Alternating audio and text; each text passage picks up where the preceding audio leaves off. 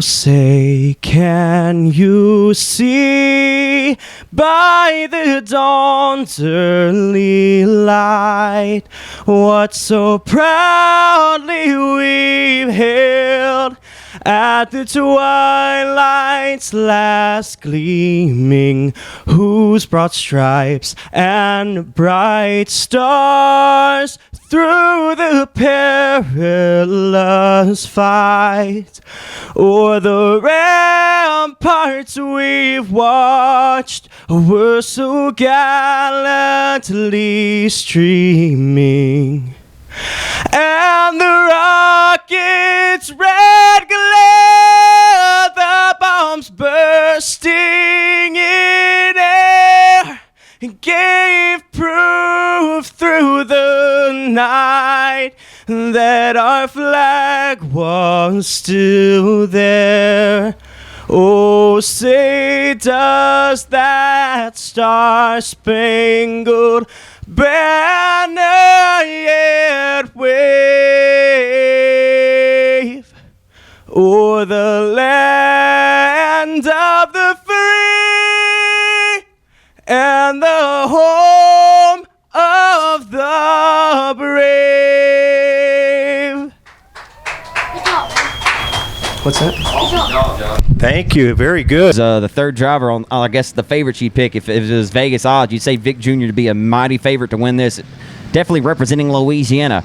10 laps the distance, built passing point system be implemented. It's not necessarily where you finish, about how many cars you pass to get there. The 13th annual Cajun Classic is underway at Gene Border's Ark-La-Tex Speedway here in Vivian tonight. Already Tim Brown making some moves there, going 3 wide down the back straightaway there, Bill, and he splits the gap and noses ahead. Wow, good, nice move. Was a nice move. As they're 3 trying to go 4 wide here off of 4. It's a log jam. Vic Jr. leads lap 1 in car 4. They're side by side here for a second. Tim Brown gets a really good bite off the exit of corner number 2. Logan Elwood, the second time he sat behind the wheel of a race car all season long. We're going to do a little 3 wide right here at the land of 3 wide. Just watch. Tim Brown's because Tim Brown's about to get on the outside of them. They're going to go 3 wide down the back stretch. He says, my car can just stick a little bit better, just a lane a little bit higher. They're going to go 3 wide again down the front stretch. Oh, Logan Elwood still trying to get his dirt track legs back underneath him. Dustin Hampton never lost it. That's a nice save there. Hampton driving the 43 car this weekend. Former Doug Vick Jr. car. Adam Stevens has driven that car sometime this year. How about the driver from Stoutland, Missouri, the 99T, trying to become the second Missouri racer to win this event? Tim Brown in 99's had that outside line working well, go 3 wide there to get up to 3rd. We re-drop the hammer, they punch the time clock, go back to work here. Vic Jr. leads the herd off the exit of 2, pointing towards turn number 3. The 99 now has that low line working to the inside of the 38 of Mighty Mike Wells out of Texarkana. So it's Louisiana, Missouri, Texas, and Arkansas, your top 4 right now. 4 different states occupy your top 4 spots here in heat race number 1. And how about this Amber Ellis, Bill? Amber Ellis just split the gap of the 101A of Atwood and the 50X of Hickman and worked her way up to the 5th spot in 14. Wow. She's one of our Race to be a Champion participants. She's never won a feature event. And you couldn't tell it by watching her right now.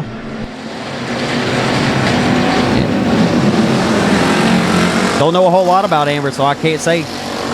She races up there in Diamond Park, up there in Diamond Park Speedway from Nashville, Arkansas area, I believe. I have to look at my roster for the Race to be a Champion to find out for sure.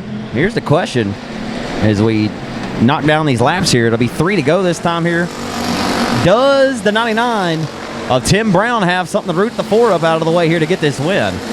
Doug Vick Jr. continues to lead as they're kind of hooked. They're right around the hub of the racetrack right now, kind of leaning over on that right rear. But man, Tim Brown's just able to drive his car so much deeper into the corners, so that's just the way he likes it right now. But it's not really paying dividends on exit. Vic Jr., this is when the many years of getting around this racetrack and doing it well pays dividends for him in car 4. Just able to pitch it down there in that Chris Hennigan line.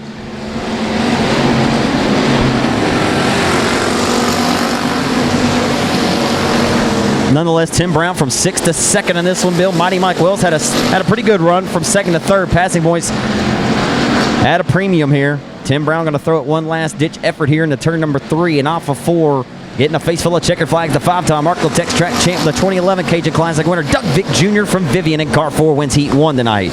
Tim Brown from Statler, Missouri will grab 2nd, and Mike Wells will grab 3rd. From 11th to 4th out of Mount Ada, Arkansas, driving the Outlaw chassis, bun power number 4, that'll be Chad Abernathy. Grabbing 3rd, Mighty Mike Wells out of Texarkana, the number 38. 2nd, from Statler, Missouri, it'll be Tim Brown at 99, who pressured the 4, but not enough. Your 2011 Cajun Classic winner out of Vivian, Louisiana, driving the Vicks paint and body number 4. How about it? Doug Vick Jr. wins Heat 1 here for the 13th annual Cajun Classic. Yeah, one down and only 23 more to go tonight. Here we are. Heat race number 2, round 1. Winner of that event.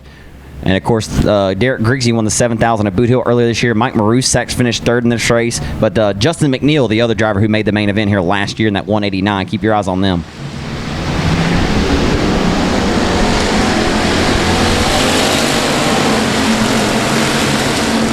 I tell you, you look through all these heats, I was just about to say, man, this is a stacked one, but I'm pretty sure each and every one of these is going to be very, very stacked tonight. And let Grigsby go. Nowadays, each one of these could be a future at some tracks. And speaking, boy, that was the ultimate jinx. Where did Grigsby go? Over the top of turn 3. He went over the hill. Look it, he's got a fire lit under him. Did he get some speed coming off of that corner?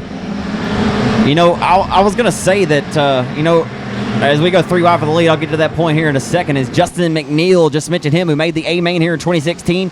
He and both Chase McNeil made this race a year ago. Is that Tyler Morgan there in the Hunter's Body Shop 22? Looks like he's driving an oversized Pinto. I forget what car make that is. Travis Evans used to drive one in the iStock class. It's like an Oldsmobile of some kind, ain't it? No, too big for a Vega. We'll figure it out here in a minute. Zach's on the case. Is that Josh Milliken? No, who's that? In 3rd. That's Quentin Jackson, car number 34. Oh! McNeil leads down the back straightaway into turn number 3. Walter Hamilton's decided to go upstairs to clean off that high groove, and he's got a head of steam coming. Yeah, those pair of ones showed some flex here in about the first corner of this race. Grigsby got shoved off the back straightaway there, or tried to avoid some. Timothy Holt found it with him. That high groove is just about caught up now as far as grip to the inside lane, so you're going to see some racing for the next several heats. Timothy Holt, a former A-Main starter here at the Cajun Classic in 2014. As right now, Marusak. Oh, look out. 45 car. And Derek Grigsby just came to a screeching halt. And let's keep. Ooh, and. Oh, no. Showing some smoke. Something to miss on the B1. Hopefully he didn't give up the ghost. I don't know. Could be bright. By running the bottom. We got 4 laps to go in this one. McNeil going to punch the time clock and send them back to work here off of turn number 4. The green flag waves from Kenny Crawford. We're back underway here. And heat number 2 of the night, the 13th annual classic. And the 22 of Morgan did not get up, put a whip to the bad boy, and he is going to fade all the way to the tail here. Bad luck for 22M. And look at Mike Marusak. He's all the way back into the picture as well. He's up to 3rd. The 3rd place finisher. Oh, tough break for Tyler Morgan, as you said. I don't know if he's going to make it. And the caution will come back out. 3 more to go. McNeil sends him back to work here off of 4. Marusak back into the picture inside of the top 3. He'll try to take 2nd away from Quentin Jackson here on the restart. Holt there in row number 2. He'll hit the hub as well with the 4, Tyler Young. Here comes Walter Hamilton. Heisenberg looking to rise to the occasion here and snatch a victory away here in the late going. He'll have 2 trips around the Ark-La-Tex Speedway. 2 quarter-mile trips, and look at Heisenberg go. Walter's bad tonight, baby. He'll send it off into 19 wins here 2 years ago, and he capped it off with a Race of Champions victory here at Ark-La-Tex in his first ever visit here to the land of the 3 wide. And he'll look to roll to the back of the Ennis Texan Marusak here for the bridesmaids honors with the white flag waving in front of their face. He said, Bill, I can't get it up top. I'll try it down low this time. Yeah, they had him blocked upstairs, so he's going to go to the inside. Marusak got loose off the corner, and we got a battle. Oh, but we got a caution. Oh, boy. And that will be it, I think. I think I saw Checker. Out of his equipment every time he gets on the racetrack is Walter Hamilton. Boy, I tell you, he was driving his car, I won't say with reckless abandon, but just as aggressive down in Waco when I saw him race. I said, I wonder if he just runs Vivian that way. And it's pretty much everywhere. He's a fun guy to watch, that's for sure. He's the only guy that has kept us the nation from winning a feature event. Thus the nation's best finish to date's been second, and Walter Hamilton beat him. Not that he runs second. He's going to try to become a winner tonight later in the race to be a champion. In the meantime, we got a battle in front. Look at Timothy Holt digging on the inside of the racetrack. As Walter has broke his way to second. It ain't over, though. Hold on, he'll cross. It ain't over, though. It ain't over. Woohoo! By half of a Bud Light bottle. How about that, your unofficial top 3 finish? It's a main event from Bossier City, Louisiana, the former John Harvey Total Ark-La-Tex champ, Little John Tuggle. So Matt Ryan going to send them to work and punch the time clock off of turn number 4. Green flag waves from Kenny Crawford. And look at them. They're already 3 wide here on the start. They're 3 wide. Oh, my goodness. They're 4 wide. Look at this, Bill. Hurry. Look now. I don't know how long they keep that up, but they're keeping it up all the way into turn number 3. Look out. We got one trying to come around. Uh-oh. The C1 of Shaw was the one that I was thinking of, and look at Justin Whitehead's already up to 3rd, and that's the point that I was going to make. Ready to throw over the competitors. The 003 has the gun cocked. He's ready to rock. He'll fire off of turn number 4. We're back underway. Oh, boy, they're going to go 4 wide for the race lead. Try to go 5 wide for it. Why not? Off of 2, down the back straight over there. We're most definitely 4 wide there, BK. And look at Vic Case going to split the gap. And the Canon Solutions C1 of Chris Shaw got in there a little hot and heavy. And kind of played out. Not to the expectation for him there in the C1, but he gets it back strolling and rolling. Whitehead splits the gap 3 wide down the back straightaway. Little John Tuggle. They're both coming from the till here. Little John Tuggle started inside of the final row, and Justin Whitehead started just in front of him on each other's bumpers. And Little John noses ahead at the hub of the racetrack, and we got Matt Ryan around as he tries to keep the car rolling. My 55 is doing donuts over there in turn 2. No choice but to throw it there. Bad luck, and I told him I wasn't even going to talk about it anymore, so I'm just not going to talk about it. Things have started to really come his way, though, here at the tail end of 2017.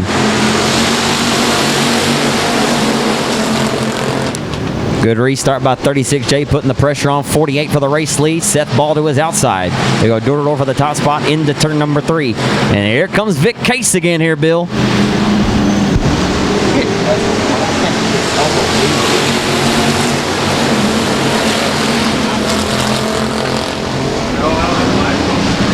me see if I can.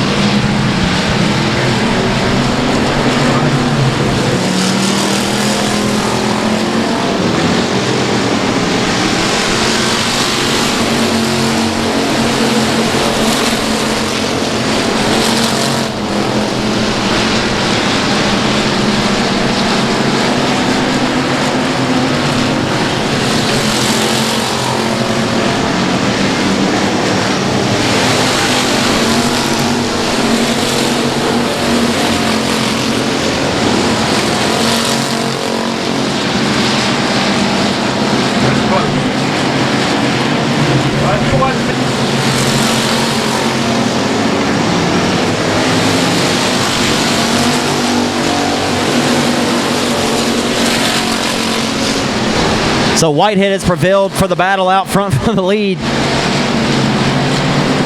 While we were visiting with the boss there for a minute.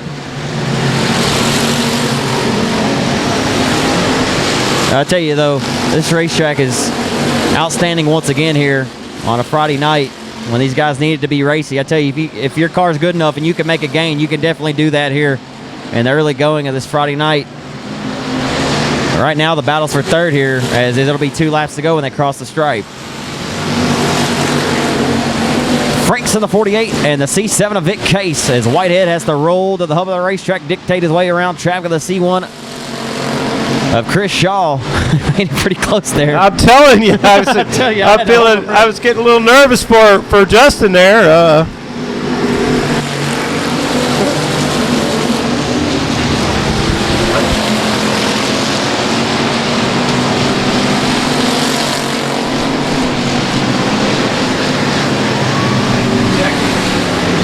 Whitehead wins another heat here in Vivian. Whoa! Boy. Don't know what happened to Vic Case right there. Yeah. It was a I think we had a battle for 4th coming down to the flag, and we're about to race one anyway. That's a mighty fine station wagon, too, if I say so myself. Justin Whitehead built a nice one there out of his Outlaw Racing shop and hooks. Winnigan Hennigan, the 2008 winner of this event. Boy, that's a slow and steady start.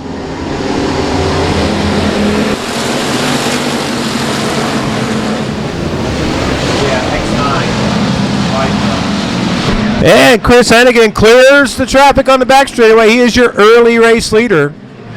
You're 3 wide, middle of the pack there. Cleve Empson.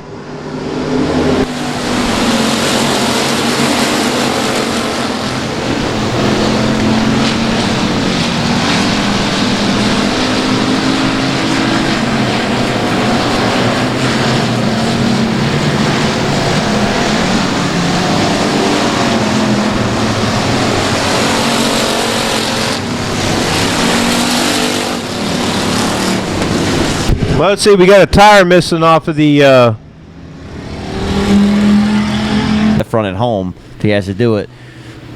But Chris has always found a way to show his talents in any kind of division he chooses to compete in. Oh, boy, that's not a good restart.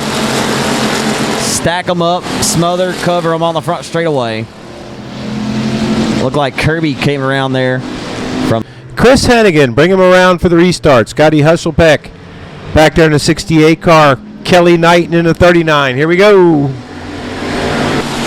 Already 3 wide there for third. Knighton slid high. Brooke Strength took advantage. Got right to the middle of the racetrack. BJ Cook down on the inside.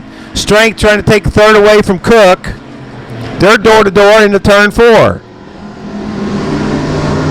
I mentioned under that caution how BJ Cook had a real good car at Boot Hill last time out. And really challenged, man. He really flexed his muscles, so I'm not surprised to see him running so well here in Vivian tonight. Scotty Husselbeck. Oh, boy. I don't know if he got squeezed up or something happened. Flat, man. Oh, tough break for the 68. Just as I started to talk about him. Kind of hard to tell from that vantage point, but it kind of looked like the car kind of rolled over the hill. I think he knew it. He felt it. Tell you what, Cleve Empson's running pretty good out there in the old 3D Interceptor. Survival of the fittest here in this one. Yeah, but if you look at the lap times, they're not that bad. No, it's the name of the game. Chris Hennigan working the outside part of the Ark-La-Tex Speedway right now and just hammering on the throttle, just keeping that car straight as possible, or keeping that wagon, if you will, straight as possible as he continues to stretch out the lead, setting a torrid pace in that 100. Brooks Strength trying to figure out what he's got to do to catch that station wagon. Yeah, one thing I always love that you said several years ago, back when I think I first started announcing here with you, Bill. Kind of crazy. This is our 9th Cajun Classic already. But you said, you know, good news is, and it's vice versa, you know, good news is you're out front, bad news is Chris Hennigan's behind you, you know. And it's kind of bad news for Brooks Strength, too. Bad news is Chris Hennigan's way out front. He's going to have a tough time catching him here. Well, the lap times are pretty close, really, at the moment. Chris may be just a hair faster. He's not stretching it out much. BJ Cook having a good run in that 43 car. He just probably... Kelly Knighton just went up and lost something because he's dropping fluid all over the racetrack. Cleve Empson's up to 4th. The 39Z expires. Empson to the 3D. The 3D Interceptor will intercept another spot. He's up to 4th now. Morningsport, Louisiana's BJ Cook and the Cook and Brody Barton Glass 40 their J's in 3rd. Brooks Strength out of Byron, Mississippi in the 444. Holds on to the bridesmaids with Chris Hennigan receiving the white flag from Kenny Crawford this time by. Boy, we're just now getting a look at Kenzie Vandiver's sheet metal just ripped right off the side of that car. Just realized that. Here comes Hennigan around to win this heat race. Look out, BJ's diving in at strength. He's not going to get there, though. Impressive run for BJ Cook, although Scott Young, an 18Y inside. He's made 8 Cajun Classic main events. It'll be Ryan Burke out of Keithville and Scotty Case's J27 Ford entry. Pork Chop Kenneth Chamberlain in 70 out of Jacksonville, Texas. Robert Graham Adamroy, the 2014 champion. This is a star-studded affair. Multiple Cajun Classic champions represented in this one. As you could throw a quilt over the entire field right now off the exit of 2, headed down the back straightaway into turn number 3. Smitherman out of Mansfield, Texas, and that smacker chassis going to lead the way, and they go 3 wide for third off of corner number 4. Mark Simon slams the door shut on the 18 of Scott Young. And the 2014 champion of this event, Adam Roy out of Red Lick, Texas, is marching his way to the front. And that number 8 car.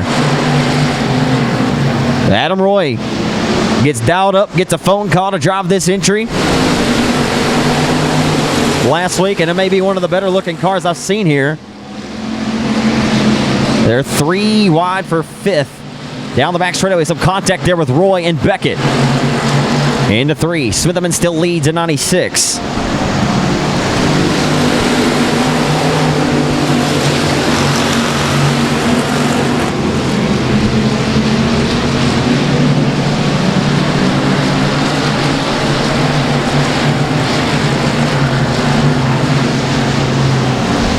Off of corner number 4, it's still the Mansfield Texan. Trace Smitherman out front with the race lead. Smitherman and that Allard-powered smacker chassis, BH Fabrication, Corvette Outdoors, M&K Auto Group, BDC Coatings, Outlaw Powder Coating, Jambo Barbecue Pits, Marusak Racing, number 96. Multiple feature race wins at the Kennedale Speedway Park the last several years.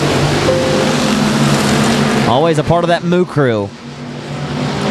TJ Evans, who's had a breakout season in the factory stock range, driving that IRP chassis built by Jason Ingalls out of Longview, Texas. That car formerly owned by Sean Graham. Oh, Smitherman got in there a little cattywampus in the turn number 1, actually scraped the retaining wall and sent some sparks off into the distance into turn number 1. Evans trying to roll to the back bumper to the 96 for the race lead. Mark Simon in tow. You gotta love Mark Simon's determination and confidence to come back here year in and year out to try his luck.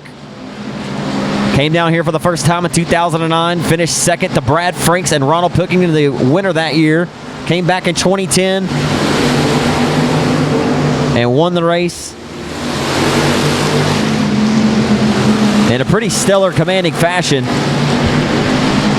But he's went on to make this race 5 out of 7 years that he's came down here to Louisiana to compete. The Buffalo, Missouri native up on the wheel tonight, sitting in 3rd as the white flag waves over Smitherman. Can he hold on, though?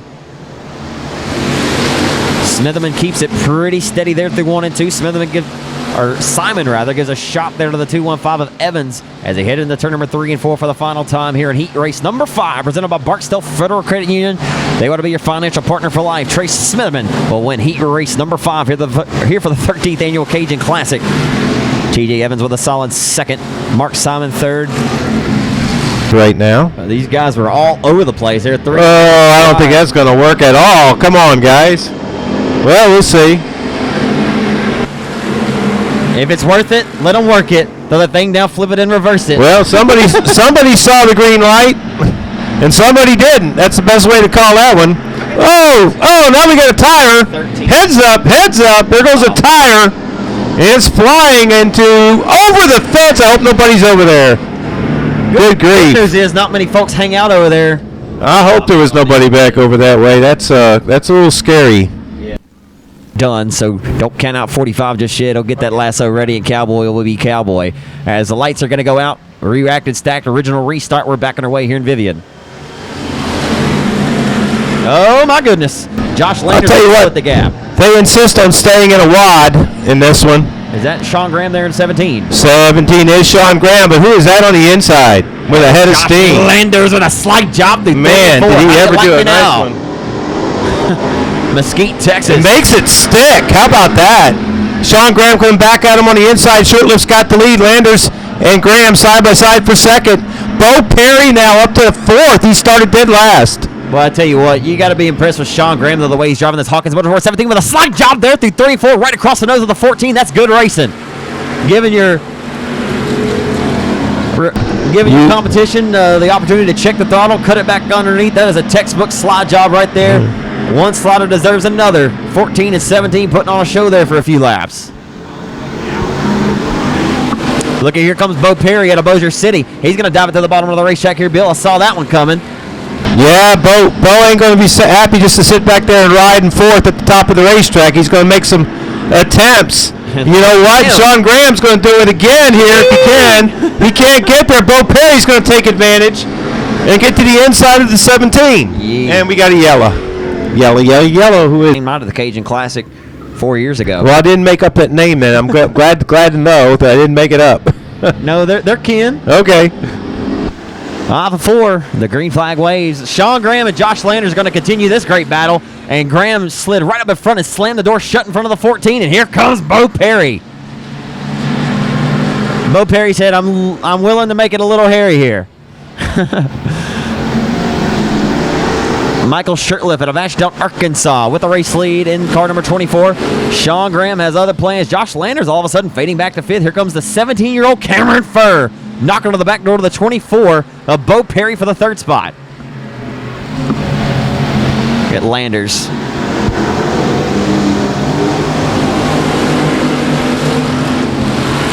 Landers isn't going to give up. Sean Perry's got a fast race car tonight. He seems like he's had one like that all year. I got a feeling he's got another move up his sleeve. 4 to go. Bo Perry could be a dark horse, or yeah, I guess you'd say so. Could snatch a Cajun Classic title right up out of this racetrack this weekend. That'd be a victory lane celebration right there. Boy, would it! As Arkansas out front leads the pair of Louisiana natives over the pair of Texans who ride there in 4th and 5th, as they will head off a 2 tight line on the outside of the Ark-La-Tex Speedway right now. That's where they seem to be comfortable hugging that outside line. But as Josh Landers goes to show that, hey, I'll still make mine dig and I'll stick and I'll at least stay ahead of these guys who are back here challenging. Here comes Graham driving it in deep for the race leader to 1 and 2. He's trying to clear the 24 Shirtliff. Won't happen. Shirtliff drives right back on the outside, but a good job by Graham to get up and hold that spot over the 24 of Bo Perry. I don't think Graham will do that again, knowing Perry's so close to split that gap.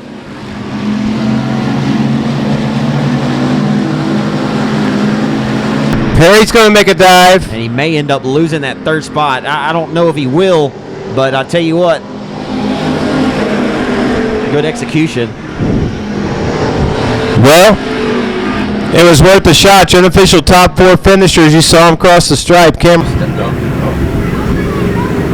So Rogers elects to go to the tail. Kevin Rogers goes to the tail in the 16. That'll move up that outside line. The lights are going to go out. The green flag waves are back underway.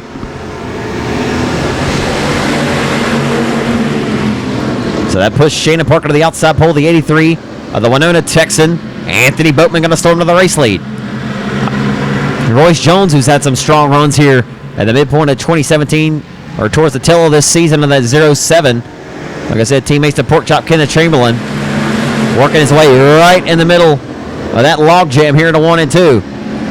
Lopez turns that orange 5 right down in front of the 07, though, off the exit of 2, headed down the back straight. Paul Lopez has a run. Paul Lopez, kind of the underdog, and Jason Gore gets the Walmart special. 2 for the price of 1 of the 5 of Lopez, trying to cross up over the nose of the 18 of Parker.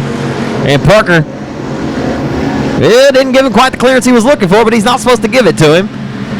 The F5 of Skeet Amundsen looking pretty healthy here at the start of this one. Skeet Amundsen has not won at Ark-La-Tex Speedway since he's behind a little pro mod here several years ago. Skeet's made his hay over at Billy and Kim White's Timberline Speedway in the street stock or hot stock division, winning over 15 of those main events the last couple of years. But right now, way out front with a healthy advantage is the 83 of Anthony Boatman out of Winona, Texas, driving the Acme Motorsports number 83. I want to shout out to Jonathan Stewart, although he's taking a scenic route through the infield. Stewart has never competed in the Cajun Classic, and he elected to pull his Club 29 out this weekend.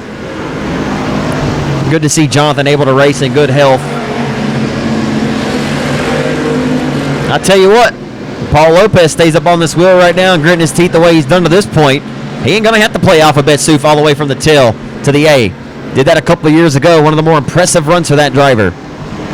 That Twin City Towing. His own back pocket sponsored laser race car number 5 all over the Kilgore Texan Billy Joe Bruchin for the 3rd spot as they head off of 2 down the back straightaway approaching turn number 3. Here comes Jason Gore now. Jason Gore out of Belton, Texas.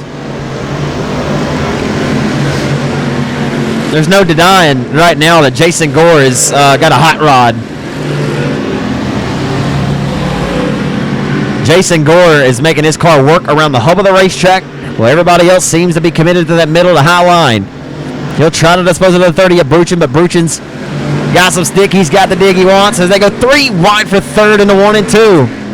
Here's still 3 wide, Bill. How's it going to shake? Gore looks to have the advantage now. Well, he got a good bite right to the center of the corner there, coming off 2. White flag in the air.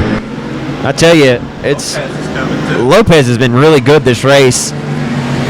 Kind of got shuffled out of the deck there a little bit. While, I'll tell you what, throwing the keys on the counter and checking out of the Holiday Inns, the 85 car, or 83 rather. Anthony Boatman going to take the win by a straightaway in this one in 83. He's behind the track ahead. New Boston Texan, the veteran, Skeet Amison, has a solid performance, though, in 2nd. How about that run for Skeet? And I tell you, the guy on the move from dead last to 3rd, he got himself a bag full of passing points after that one, ladies and gentlemen. From Belton, Texas. The N1 of Scotty Nichols to his outside, the 96 Michael Knighton. 22 Rollo Pilkington, former champ. Billy Davis in the 91 car. And driving car number 55, that'll be Cody Myers. Jason Ingalls in the lead. Lee Carver charging back on the outside will take over the top spot. Ingalls settles in the 2nd. Ingalls, Dustin James Thompson, Cody Myers all in this race. Yeah, James Thompson and Dustin Yount. Couple of Michael Knighton. Good stuff here. Here we go.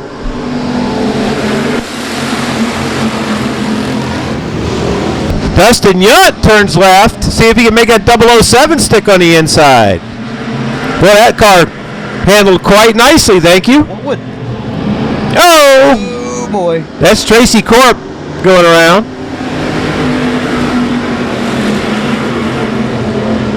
And Tracy, race number 8, going to try it again.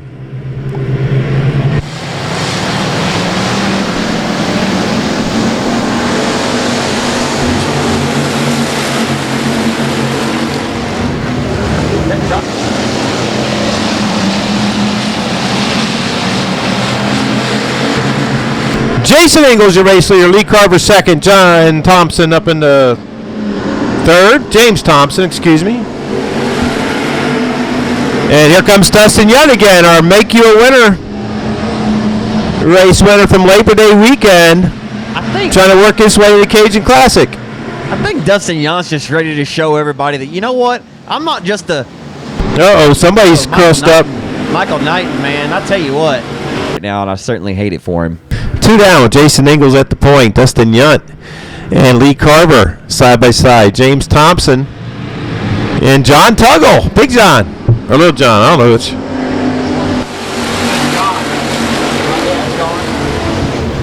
That's John. Big John? Daddy John? Yeah. How about this? Dustin Yount trying to work the hub of the Ark-La-Tex Speedway for the race leader to the inside of Jason Ingalls. Ingalls with a little bit of push there. And here comes Dustin. How about that 55 car from the back of the pack? Cody Myers has just worked his way into the 4th spot. Him and Pilkington would be awfully tough in this one. And there's Rollo Pilkington, car number 22, trying to get up there as well. I think. What a good battle back there mid-pack. Yeah, Scotty Nichols giving Rollo all he's worth right now, trying to clear him down the front straightaway. And here comes Dustin trying to fire the golden gun back to the inside of the 100. How about that? 2 triple-digit racers out front of this one. The 100 leads the 007. Yeah, I got the wrong one, didn't I? Got my 1 cars mixed up. Scotty Nichols and the blue. They're both blue ones, for Pete's sake. I think Jason Ingalls has obviously shown what he can do in a race car over the years, as well as Chris Hennigan hopping into the car he'd never driven tonight. How about Lee Carver? Mercer Motorsports cars out of West Monroe, Louisiana. And you got to love that. Kent Hollingsworth had some good runs in that 100 car, man. But Jason Ingles, man, last year in the main event, I mean, he ran second the whole race, driving Chris Hennig in 16. That's really when we saw those two guys kind of get together and hash out any of their off-track stuff, I guess, or on-track things. But pretty cool to see them two driving for the same car owner this weekend. Two of the most synonymous things. About to go 2 for 2 on heat race wins, too. 2 laps to go. The versatility and the adaptability of Ingles and both Hennigan to just adapt to what they're in is second to none. And I think Ronald Pilkington right now is not happy with his race car. That car is just, I don't know, it's just not firing on all cylinders, or it's just way too loose. You can just tell off of exit that thing just isn't quite digging the way he wants it to. And we know Rollo expects a little bit more out of his self, or out of his race car anyway. Yacht's going to give it one last effort here, Bill, in the turn number 3. Going to come up a little short. Heck of a run for Dustin. Still a pretty good run, though. Oh, yeah. It's Dean Rasco and Colt 45, and baby, that's all you need. Jeremy Murchison in 3, Cortland Smith in 7S, and JoJo Wilhelm in 47. The lights are out. We smash the throttle. We go to work.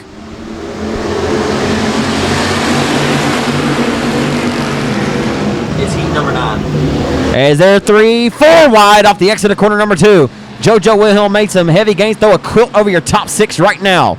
They're 1 by 3 wide in the turn number 3. It's going to be Beckett who leads lap number 1 here, and heat race number 9 here for the 13th annual Cajun Classic. What a log jam. And a 1. Austin Smooth Waters driving that car. Chris Polomsky drove at Boot Hill last weekend, and Rasco just came around to the bottom of 1 and 2.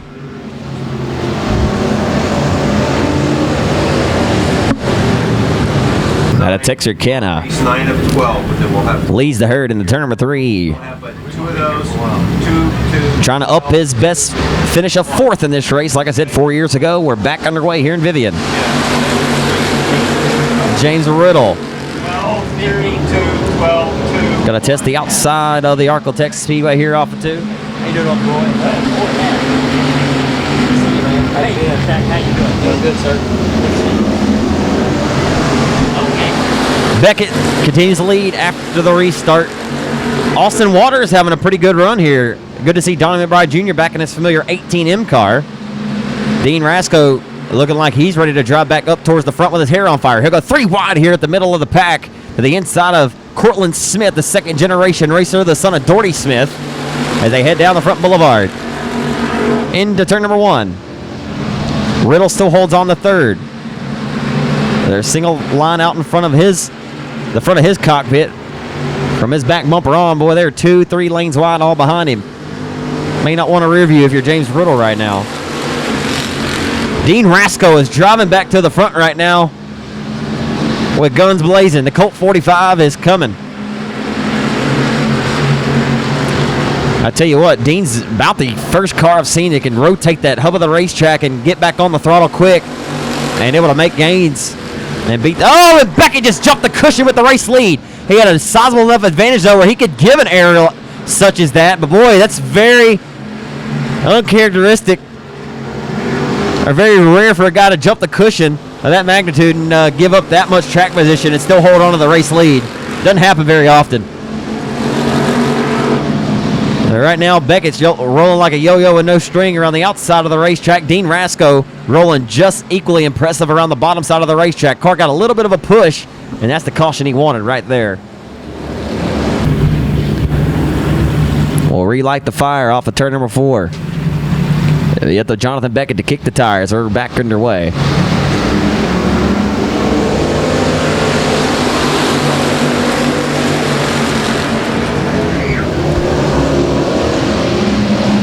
Dino looking to roll a 3rd now. Says hello, James Riddle.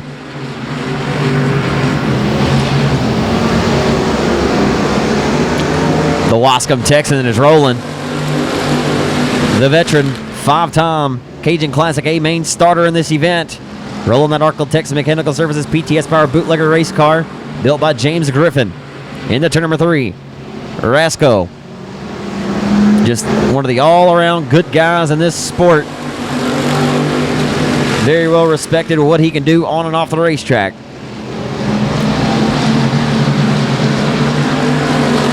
He's got himself a hot rod tonight and battling some adversity, but able to drive his way back up inside of this top 3. We'll see if he has to settle for 3rd or 4th, or maybe grab 2nd with one more trip around the quarter-mile racetrack here.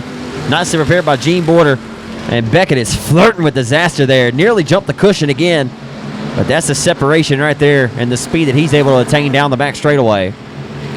Final trip by before face full of checkered flag for Texarkana's Jonathan Beckett. And Dean Rasco just, oh, he came close. But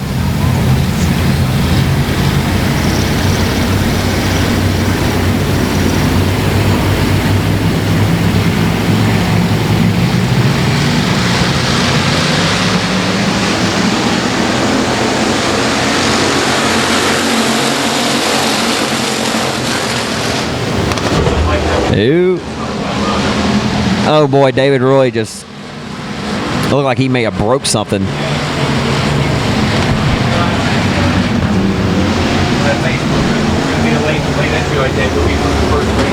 McCarty on the front row, McEachern and Roy in row 2, Nation on the inside of row 3. Here we go. Oh boy, Tracy got really cocked sideways on the start. Look at this.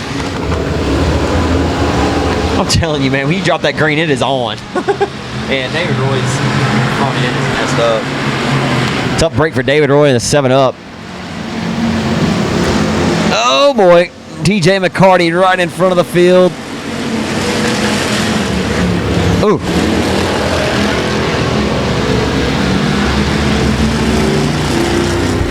Catching up to the back of the pack. He might have a head of steam by the time they go green flag racing. Yeah, he ain't quite where he wants to be, though. Nope. He's got to hope for one more caution. Well, I'll say by the rate we're going, he may get it. And when I say that, it's always vice versa of what I say. So yeah, we'll stay green here. David Roy struggling back there. But we're beating and banging a little bit. Derek Daniel, TJ McCarty going at it. I think TJ McCarty may have enough here in a second. Tracy Cundiff with the race lead. I can just tell. Here comes McEachern. McEachern slides up in front of the 93. 93 crosses over. Cundiff and McEachern door to door into turn 1. Nation back to 3rd, Daniel 4th. We got trouble over here in 4th, but we stay green. I'll tell you, Bubba McEachern just threw it over his shoulder that time off the exit of quarter number 2. He fit that 25 car to the outside of the racetrack where he couldn't fit it anymore. The slide job off of 4 that last time by, and his driving to 1 on the outside line pays dividends for him. Jonathan Capp started this race in 11th. He's up to 5th. Bubba McEachern trying to go 3 out of 3 in his last 3 Cajun Classic heat race starts. Nation got a little low that time. Derek Daniel trying to take advantage, get on the outside of him. And Derek Daniel. He's there. I tell you, man, Derek Daniel. Ryan Burke once told me about 4 years ago, it was the night that I rode with Ryan and passenger in his car. He said, man, I hate starting behind that D28. And I said, why? He's a clean driver. He said, because Derek is the hardest guy to pass out on this racetrack. And I really liked what Ryan said that night. It's kind of ultra respect and sportsmanship, just with a few words given. He said, man, Derek will race you clean, but he is so hard to pass. Daniel trying to take a peek now to the outside of Cundiff. Right up on the rim of the racetrack goes the D28. Is there enough for him to get outside the 93? He's there. Does Cundiff know he's there? No, he didn't. Cundiff wasn't expecting that. Round goes McCarty, but we stay green. Derek Daniel has made 6 Cajun Classic A mains in his racing career. It's pretty good enough. Oh, Jonathan Capps just lost the motor.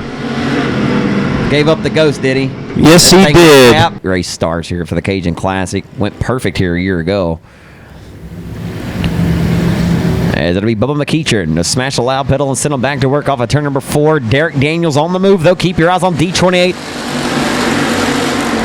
You got to root for a guy that's sponsored by Smitty's Pizza.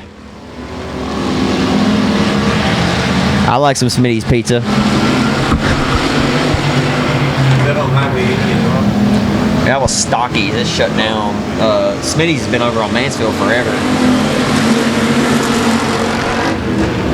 Derek Daniel trying to roll to the back bumper to the 25 here for the race lead. I think Derek may have a little bit more of a stable car. He's looking pretty racy here tonight. I'll tell you, he's not always been super competitive. He just hasn't raced a whole lot the last several years. Like I said, not very many drivers. There's only 3 guys who have made the Cajun Classic 6 times or more, and he's one of those guys. Checker in the air. Bubba McEachern. Nation. Oh, that's a slider. And Cundiff, who's going to get it? Cundiff go. He said, throw the kitchen sink at me. But No. no, we're still heat 11. That's right. We've been running in the track. We're on heat race number 11.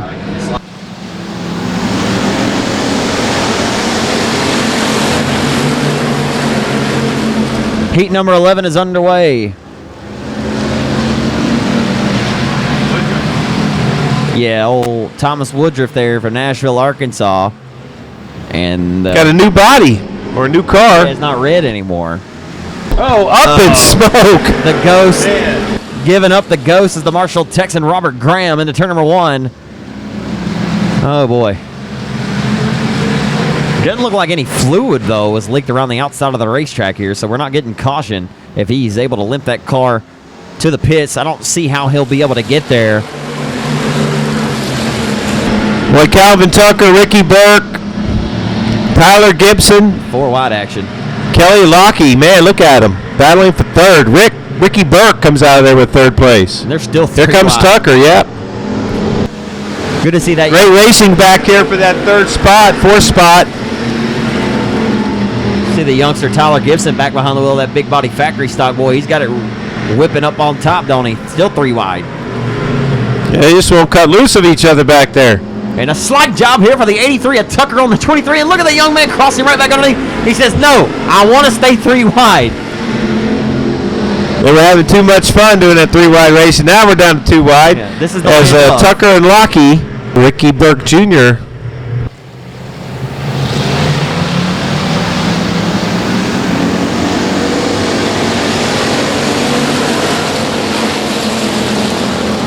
All we can do is call it as we see it. Yep.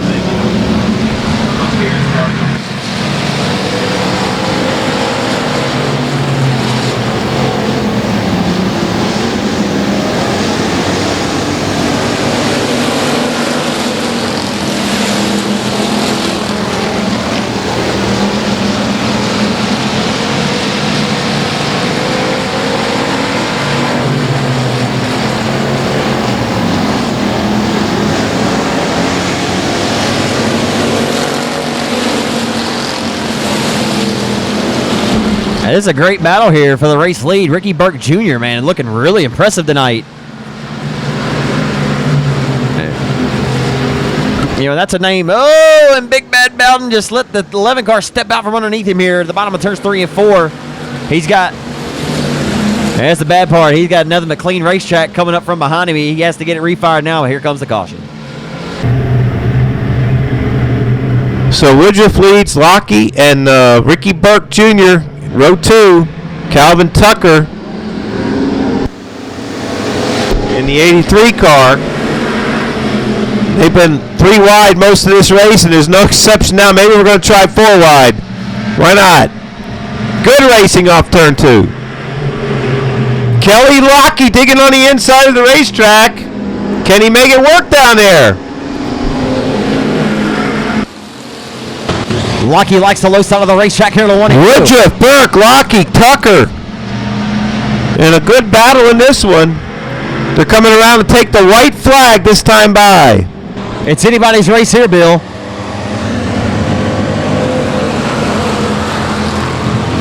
Woodruff's going to lead him off into 1 and 2 for the final time. Ricky Burke Jr. going to look to tuck to his tail tank off the exit 2, hit it down the back straightaway in the turn number 3 for the final time.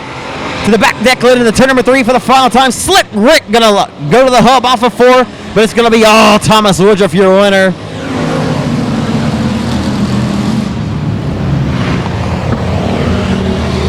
Miles. Running out the field in car number 10, Brian Shaver.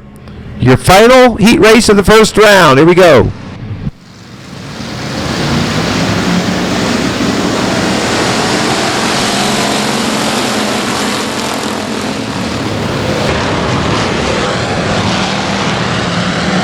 Ricky Ingles going to shoot out of a cannon off the two down the back straightaway. He'll get 2 for the price of 1. Baker, Ricky Ingles in 81. your early race leader. Ricky Ingles trying to quickly work his way up to second, but Milliken right now holding on to that spot. Milliken on the inside, Ingles on the outside. Craig Oakes coming up the middle of the racetrack takes over the 4th spot.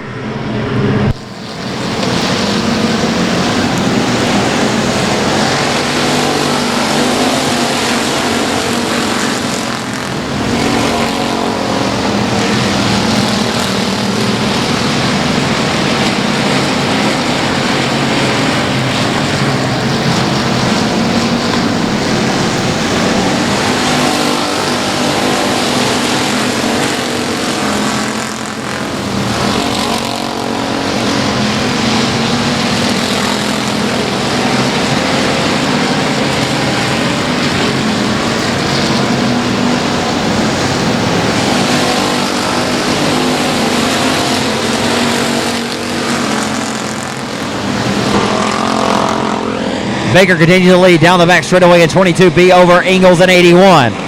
Craig Oakes in the 15 up the 3rd now. Milliken back to 4th in 74. Rolling off of corner number 4. Baker continues to lead over Ricky Ingles. Craig Oakes up to 3rd down the 15 car. Milliken.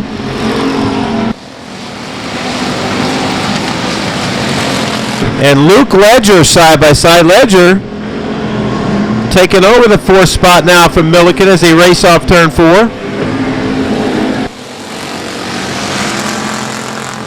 Derek Lewis is 6th at the moment, but a big lead for Tracy Baker at the front of this one.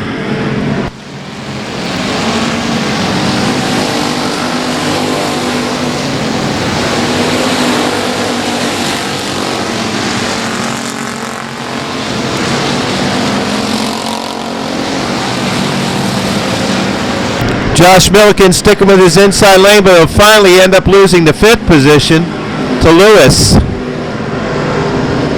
Got less than 2 laps to go. Tracy Baker showing the way in this one. I'd like to tell you I know a lot about Tracy, but I don't. A break for Craig Oakes. Lewis picks up one more spot. Checker flag coming out this time by for the 22 car. Tracy Baker taking the win. Ricky Ingles will get 2nd.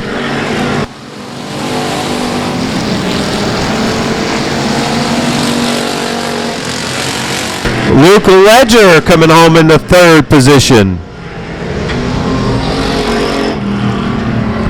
So what's ETI bodies, Jay's lawn care number 16, the Gentle Giant, Jason Beasley. Mark Barnes in 60, inside of row number 3 to be the 38 to Richard Holt, outside of Dakota Landers in 4X. Matt Terry in 11A and Ronnie Long in 27R. The lights are out. We're underway in Pro Mod Heat Race number 1. Doug Vick Jr. going to get the advantage and shoot out into the race lead into turn number 3 on the opening circuit. Vick Jr. winning the 4 car, looking to win both of his heats in both classes. It wouldn't be far off to say that Doug Vick Jr. could sweep both of the classes he's competing in this weekend. It's a tall task to say at this point of the program, but you can never count out Vick Jr. from right here out of Vivian, Louisiana. He's already done that once this year, and he's done it at Boot Hill Speedway as well. Sweeping both classes on the same night, Pro Mod and Factory, and won $4,000 for that same type of effort over at the Texas State Championships at Timberlawn Speedway. Won $3,000 for the Texas State Championship top prize. As the caution flag is going to wave. Anyway, he looked good in that first. He looked good in the round 1 heat race, didn't he? Sure did, no doubt. There we go. Vic Jr. leads him off of 4 here at Pro Mod Heat Race number 1. Mark Barnes having a pretty good run here. And your first Pro Mod Heat of the night. Josh Bauckham gets the best of him down the back straightaway into turn number 3 in that 25. Bauckham getting your most recent Pro Mod A-Main win here at Ark-La-Tex. Doug Vick Jr. acquired this car off of Billy Robinson and said it's the best race car he's ever sat behind the wheel of. Of course, this is the same car that the Bandit Michael Peace had won several races in a couple years ago. Interesting how these things get handed off to different racers. But Vic Jr. said this car is a good piece, one of the best he's ever had. A little easy. Wyatt Williams shows them 2 laps to go. This time by Doug Vic Jr. setting a torrid pace out front. Baucom now got some legs underneath him there in that 25. The bullet from Benton. Firing on all cylinders now in that 25. He's going to run out of time. They'll run down the floor of Vic Jr., I believe. Best battle is going to be for third here. Barnes around the hub. Ronnie Long trying to finish third behind his teammate Baucom. Final time off of 4. Face full of checker flag to Vivian, Louisiana's Doug Vic Jr., who's won both heats tonight. Won the first heat in the factory and wins the first Pro Mod heat. Eric Norris, row 3, has the age 4 of Ronnie Humphrey and the 46 of Adam Stevens. The 515 is Trent Humphrey, and the 10S is Daniel Stewart.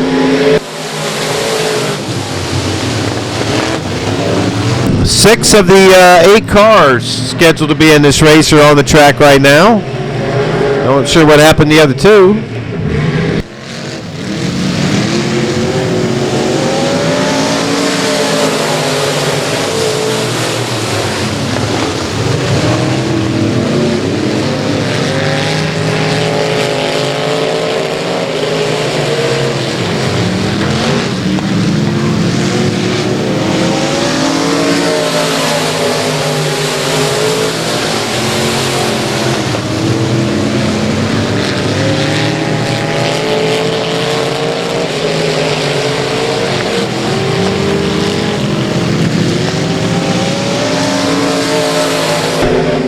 Cornbread Teague, Mike Jordan, Andy Stevens, your top 3 here in heat race number 2 for the Pro Mods. Limited mods up next.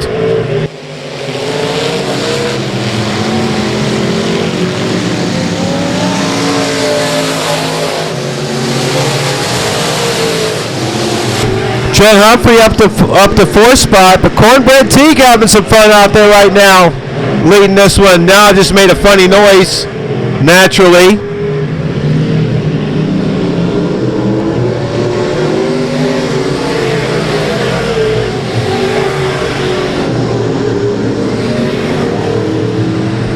Why don't you head that way in the next few minutes? 5 cars remaining in this race. Mike Jordan now your leader.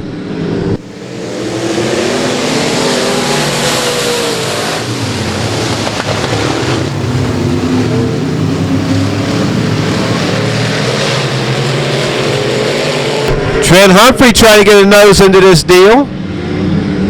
He battles with Eric Norris.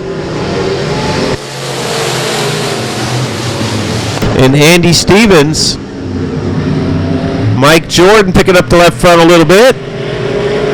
Coming around for the white flag.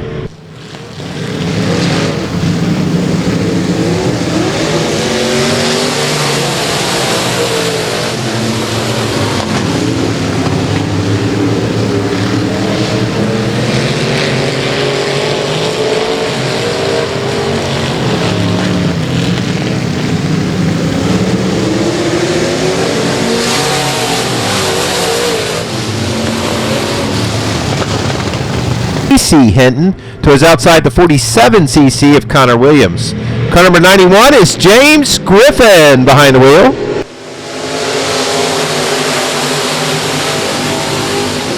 .35 cars Aaron Roy, the 78's Brad Ball, the 12 cars Jason Ingalls. The 4 juniors Boone Evans, and the 15 is Aaron Green.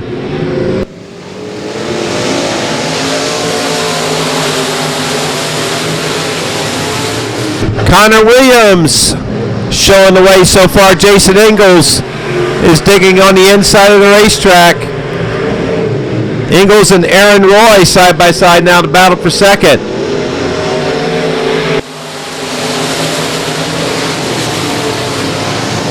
Jason Ingalls trying to slide up into second place ahead of Roy.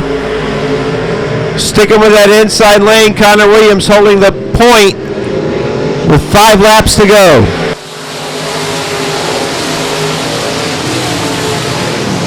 Here comes Ingalls.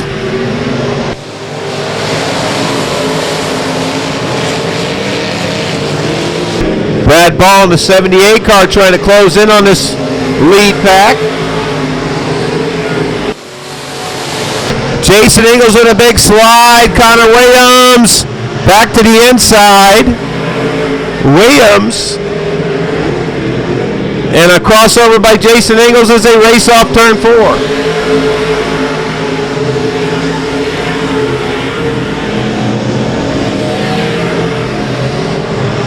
Jason Ingalls, your new race leader, coming around for 2 to go.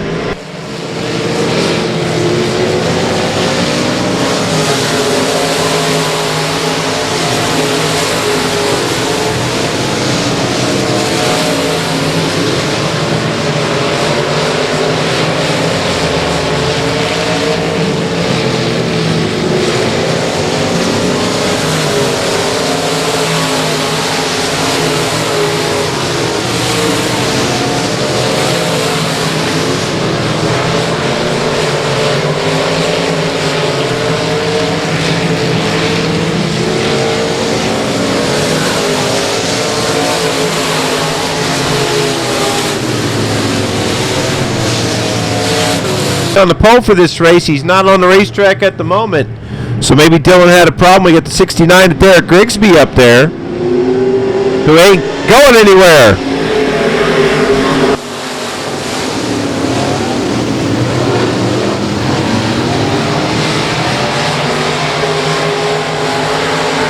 So 81 Kyle Ingalls with the lead. Colby Williams in the 7cc car second, but not for long. Here comes Derek Grigsby. Grigsby up to second now, trying to get by Kyle Ingalls.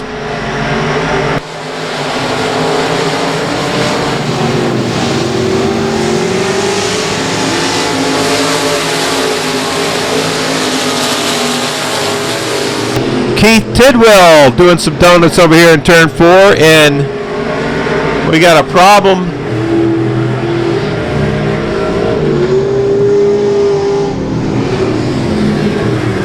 I believe 6 cars with 6 laps to go. Kyle Ingalls at the point.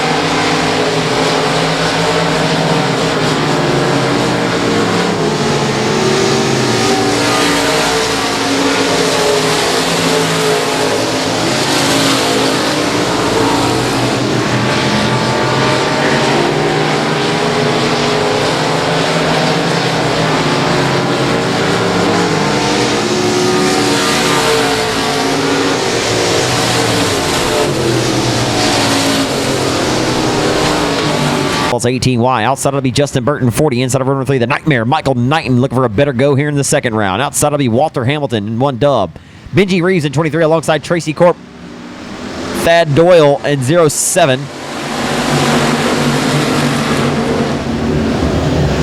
As we get underway here, the 18 of Scott Young going door to door with the 81 of Ricky Ingles for the race lead. He slides up into the second spot. Young does. Try to cross back down underneath the 81, but Ingles going to lead lap 1.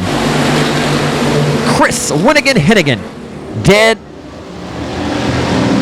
last starting spot, or for the final row, inside rather.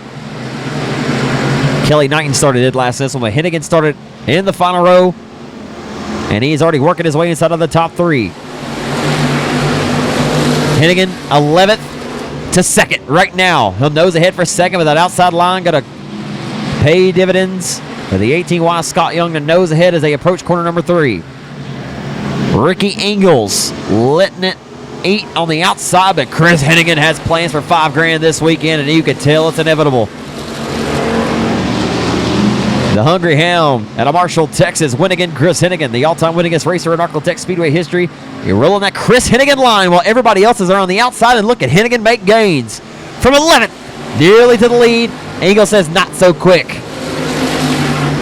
So Ricky Ingles trying to keep that train on the outside line working with 3 cars in tow all the way back to the 1W of Heisenberg, and sliding up in front, he'll lead this lap, the L100 of the Outlaw chassis. Southern roofing entry for Tommy Mercer Motorsports out of West Monroe, Louisiana. The Marshall, Texas, Winnigan, Chris Hennigan. Chris Hennigan and Jason Ingles has already won their 2 heats. They competed into the first round, and Chris Hennigan trying to become the first driver already just in the first round, or the first heat of the second round, to sweep both of his heats of the night. Wouldn't take very long, would it? And Hennigan had his work cut out for him in a stacked affair.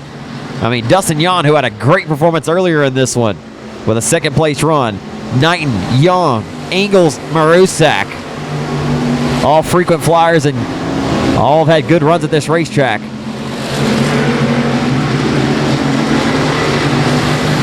Looks like Walter Hamilton now going to elect to take that bottom line where Chris Hennigan was running to see if it'll work out for him in that 1W.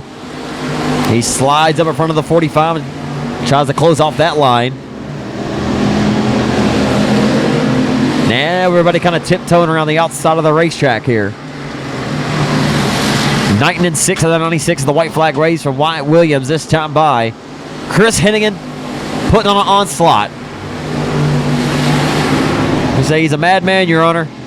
Just an absolute assassin behind the wheel of a race car. Oh, and that's some contact there with Scott Young and the 1W Walter Hamilton. Walter Hamilton just squeezed the 18Y off of 2 off down the back straightaway. Chris Hennigan's going to win it.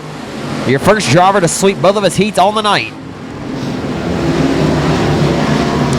Your unofficial top 4. The 18Y is Scott Young. Robert Graham Jr., but scratch him, he blew up. The 100, Jason Ingles, he's out there. Car number 1, John Tuggle, and 43 is Dustin Hampton.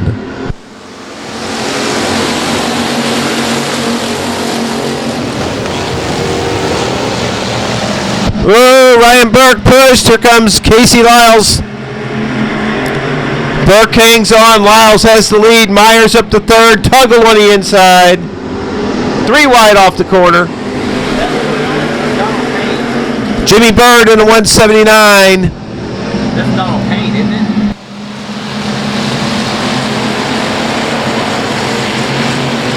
Oh, man, that was close.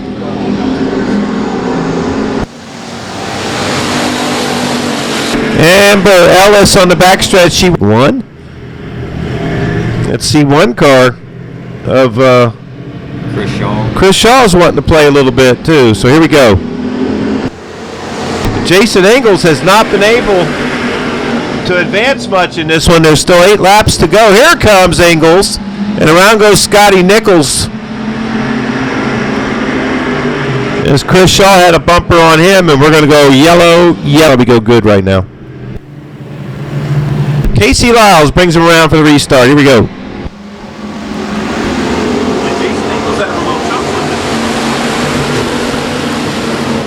Yeah, but how much longer for Jason Ingles just pulls that trigger here, Bill? He's trying right now. He's trying to get in that top 5. He is up to 5th. Here's the good news for Ingles. There's still 8 laps to go. It's a regular dirt track Saturday night heat race now. Hey, boy. Here Let's comes go 3 wide. Boatman, yeah. Boatman won his first heat earlier. Boy, he won that race by a mile. Tell you can what, see the separation. don't give him any room on the outside because Boatman's coming. Boatman is motorboating to the front right now. It's a boat race. Into one. Look at this. Look at Jason Ingles, Bill Kitchen looking to take over the race lead. He drove that car deep into 1 and 2. He knows the head for the top spot, but Casey Burleson is not going to be enough this time. But Ingles has other plans off of 4. Will he lead this lap? This is impressive. Yep. Very impressive. Because he used know the you inside of the didn't racetrack all by himself down there.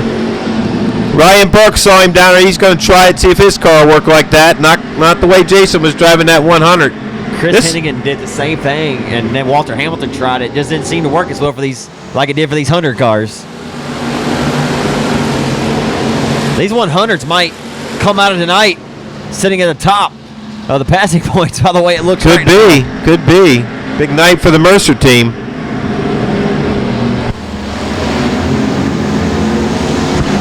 I mean, you want to talk about an all-star team there. I mean, if we were going factory stock fantasy draft, pretty sure a lot of people would take Ingles and Hennigan first round. Yeah, Jason run 3rd last year, and Chris is a former champion of the event. Casey Lyles continues to have a good run here. Boatman is putting the heat all over Ryan Burke. Ryan Burke, who has sat out from the cockpit the last couple of years before returning back in the month of May earlier this season and won after about a month in that other Ford car and that 34 JR that Josh Daugherty had driven some of his career.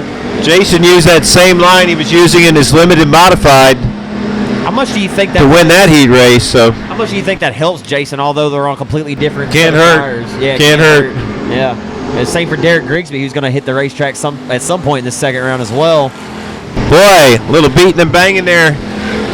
Ryan Burke holding off Anthony Boatman. And Neil Kemp was a proud shock man anyway. Neil can wheel a car. He had some bad luck. Third heat, and boy, Tyler Morgan got a good jump there.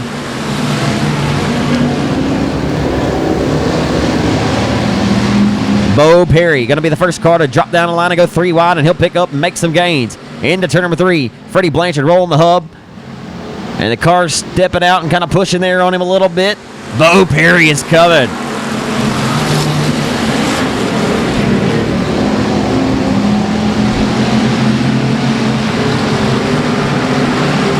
Bo Perry had a great earlier heat race performance. Trying to duplicate that. And get himself another top 4 finish here as we head down the front boulevard.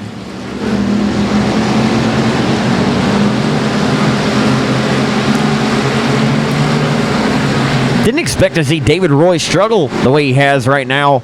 As tough as he was in the 7,000 to win, I just think something's just off with that 7-Up car. It's probably driving him nuts. And David's a former runner-up in this race. Just not quite having the go that I think that he was most likely looking for this weekend to this point. Still wouldn't count him out. Ain't over till we sing that alphabet soup tomorrow. Into turn number 1, Bo Perry all over the back tail tank here for Edwin Wells for the race lead. Edwin Wells holding on to the top spot here at Vivian. And heat race number 3 of the second round. Bossier City, Louisiana's Bo Perry trying to rise to the occasion and snatch a victory away from him.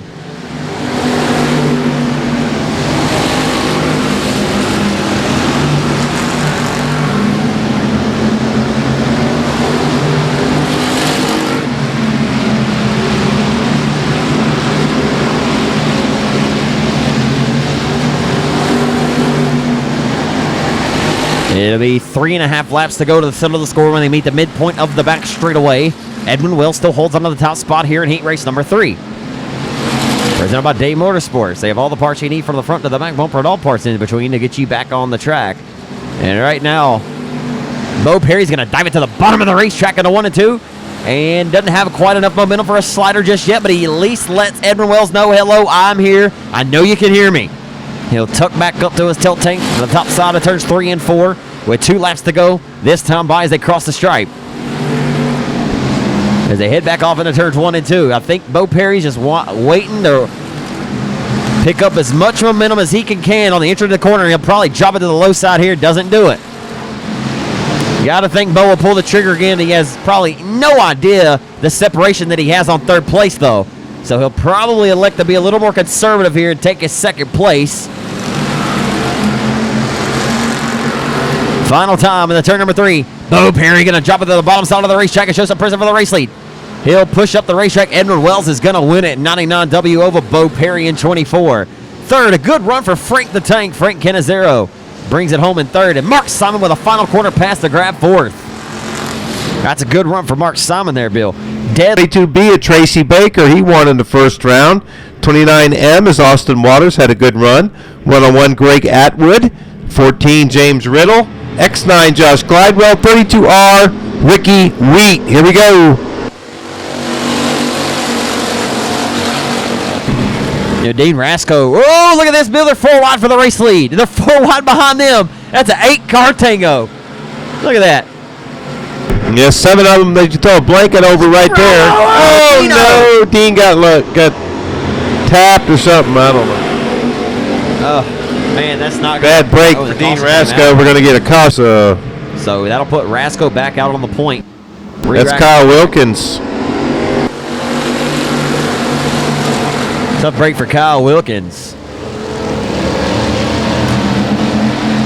Meanwhile, back at the ranch, here comes Rollo after Dean Rasco. And they're 3 wide for second. I mean, look at Brooks this. Strength on the inside. Brooks Strength on the inside of this battle as they race through turn 2. Here comes Scoot Waters on the outside. Derek Daniels showing what he's made of tonight. Buddy. I'm not going to sit here and say he just blew Pilkington's doors off by any stretch. But, man, you get up there, you kind of distance yourself from it a little bit, and now you set your sights on Colt 45. After that first-round heat performance, D28's feeling it tonight. Tell you what, Brooks Strength is hitting his marks on the inside of the racetrack, too. Brooks showing some strength. Scoot Waters down there with them this time. Boy, has that young man come a long way from the first time he sat behind the wheel of a cockpit of a race car just about 2 years ago. Dino still leads in Colt 45, and baby, that's all you need.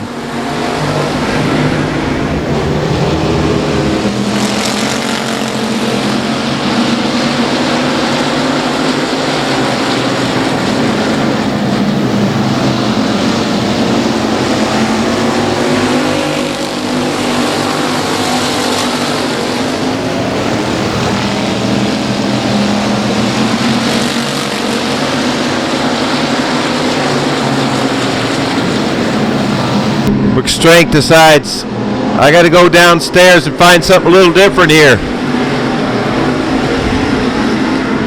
Well, that time he decides to stay upstairs. It's interesting because if you have the car kind of set up the run down there, you think that probably Hennigan, who's executed this racetrack so well over the years on the bottom side in any class, he and Jason Ingalls likely sharing information and set their car up to run the bottom. If you have a good enough car, you can get down there and make some gains. Don't know if your car's going to work quite as well as those 100s at this point. But, boy, if you can get your car to rotate well while everybody seems to be on the outside, you might just go right on by. Tell you what, Dean Rasco better not give any room whatsoever in that outside because Derek Daniel has shown he's willing to just sneak up on you on that outside and pull off the pass here. D-Rock solid, that's for sure. D-Rock is rock solid tonight with the white flag waving this time. Where did D-Rock start in this one? Here comes Derek. Rasco gave him a little bit of a lane on that outside, but the final time in the 3 to settle the scores. Pilkington will drop it to the hub of the racetrack for the final time.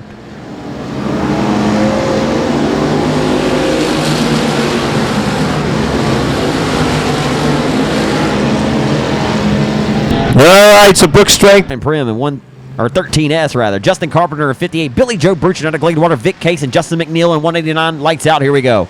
Oh my goodness, that's a hard hit. Oh my God.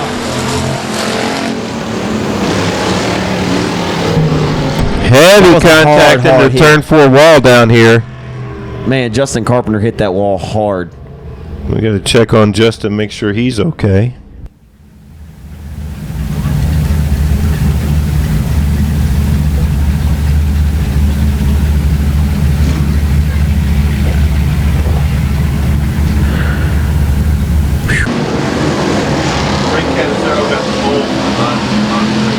He might win it.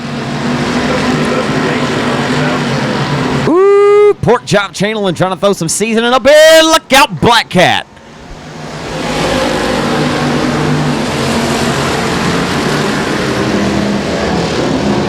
And you know what? Kevin Rogers, you say what you want, but he's actually like on the loud pedal and he's in the group here, okay? Oh, and around goes Vic Case. I give it up to old Kevin Rogers, though, man. He's getting better. Oh, I don't know about that restart there. That 13S crowded chop there got into him. Yeah, 57 cars. Good dudes, good racers. How about the 17-year-old Cameron Furr here? He's won 2 races at Rose Bowl over the last month and a half.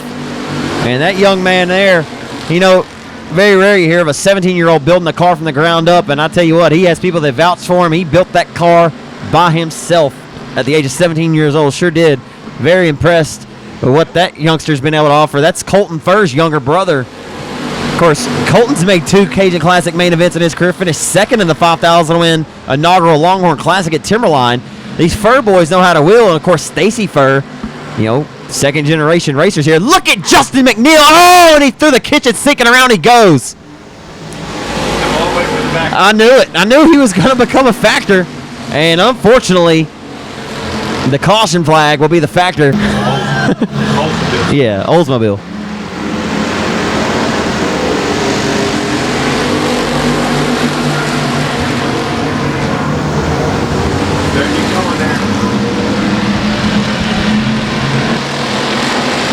Here comes Cameron.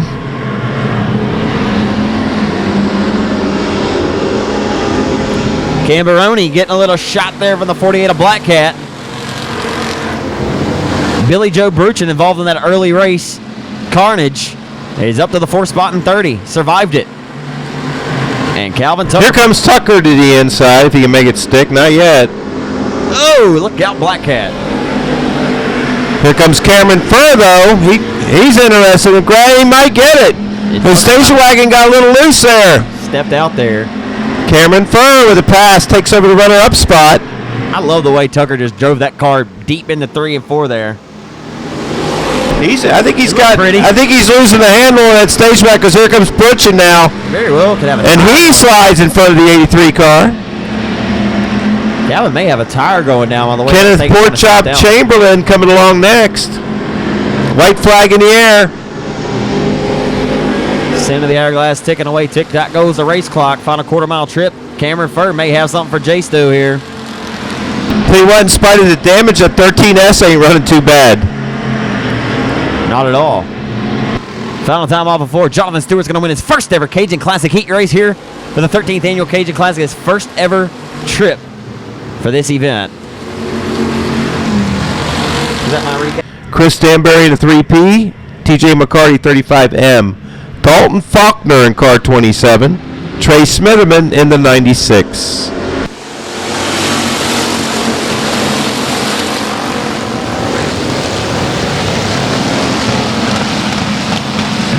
Yikes, Robbie Hickman spitting and sputtering. I believe that's the 50X car banging out. Nope, may not. I thought it was Virgo, but it must be. He must have bought Virgo's car. And Jason Gore, Robbie Hickman wants a caution there, and he's going to get it there. In this race, where did Michael start? Started 7th. He's already 3rd. And he's about to get the lead with that jump.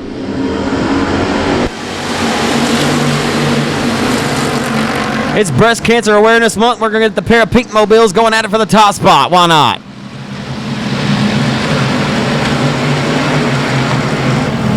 Chad Abernathy with 6 wins on the year. Rolls the outside. Somebody's still banging out that's on the racetrack. It was not Hickman. It sounds like the 2 of Stephen Miles. Yeah, he is banging out there badly. And yikes. Duck. Yeah, makes you want to duck for cover. In the meantime, we got 6 good cars up here. Trey Smitherman getting a little racy now in that 96. as he's going to try to get on inside of destination 4 wide off turn 2. Smitherman says, I like it, I love it, and I want some more of it. I like this low side of the racetrack. It's working good. It's working well for me now. He's going to try to once again go 3 wide here off of 4 there. Wow. 4 wide again, into 1 that time. Faulkner coming from the back of this one, the 27 car. First name Dalton, last name Faulkner. He's rolling. 27 car looking like James Crudoff 27 or Randy Hernandez 27 around here, these parts. Now he's on the outside of Smitherman. Destination finally going to have to caution. He's on his way to one. I tell you, man, he's been impressive at the few events that he showed up at this year. Haven't necessarily amounted into paychecks, but he's been a factor. Jason Gore trying to make something happen right here. That's going to be some kind of tight. Man, if you don't like this, you don't like dirt. Jason Gore's got a chance to get in front. He's going to do it. Woo! What a move by Jason Gore. He's not. Hey, he's making moves. And here comes Dalton Faulkner trying to make a 3 wide battle per second. That was something else right there. Talk about pulling a rabbit out of a hat. No joke. Making moves, not faking them, that's for sure, as Brad Doty would say. As my good friend Nick Robbins would say, we race on Texas, you couldn't have fit the Holy Spirit between the front and the back bumper of those cars there. Wow, it was risky, but it paid off. And it may pay off big for Jason Gore. To know that you're about to throw your whole race car in there, and if you don't get that clearance you're looking for, you're about to wipe a couple of cars out, including yourself. That is, that's game. And here comes a 24. He ain't done yet. Michael Shurtleff has a fast race car tonight. I'm really impressed with Dalton Faulkner right now as well. White flag in the air. I'm not calling it off for Shurtleff just yet. I think Gore's found that lane, but Michael Shurtleff is definitely impressive tonight. Ashdown, Arkansas racer. Here comes Shurtleff giving one shot here. Can he get it done? He might lose second. Oh, good. Here comes Smitherman. He's going to lose a lot of side bites. Smitherman by inches, I think. Yeah. That's a tough one there. Wow. So your unofficial top 4, Dalton Faulkner in the 27 car getting 4th. I think by... Can send him off to work as they head down the back straightaway into turn number 3. Pair of Louisiana racers on the front row is unfortunate for Neil Kemp out of Kirby, Arkansas. Not going to make it out for the second round. Not sure if he'll elect to come back tomorrow night to play Alphabet Soup, but we dropped the hammer. We're underway. Oh, boy. McEacher getting in there to Tyler Young. He had nowhere to go. McEacher may have got through that unscathed with all 4 tires aired up. As we go at it hot and heavy, Doug Vick Jr. already trying to go for the race lead in this one. From 10th to 2nd by half of a nose for Doug Vick Jr. on the opening lap. He'll try to join Jason Ingalls and Chris Hennigan to sweep their heats tonight. Vick Jr. doesn't have it. Numerically, 4 may come in front of 5, but Paul Lopez says, "Get out of my house." And Vic Jr. said, "This is my house." Vic Jr. said earlier, made the first 9 Cajun Classic main events. Made 10 total. Tied with Justin Whitehead for the most in history of this race. No driver has ever made all 12 to this point Cajun Classics. Vic Jr.'s only missed it twice. Won this race in 2011, of course. Off of 4, down the front straightaway. McEacher picking him off. He's now up to the 5th spot in 25. What a race up front in this one. I'm telling you, and the caution flag is going to wave. Here from Princeton, Louisiana, and he's holding off Vivian's Doug Vick Jr. Both poking a Plumtown's Lon Elke, you would say. For David Thompson. Who? David Thompson. Oh, yeah. In that 54. The great race ensues on the restart.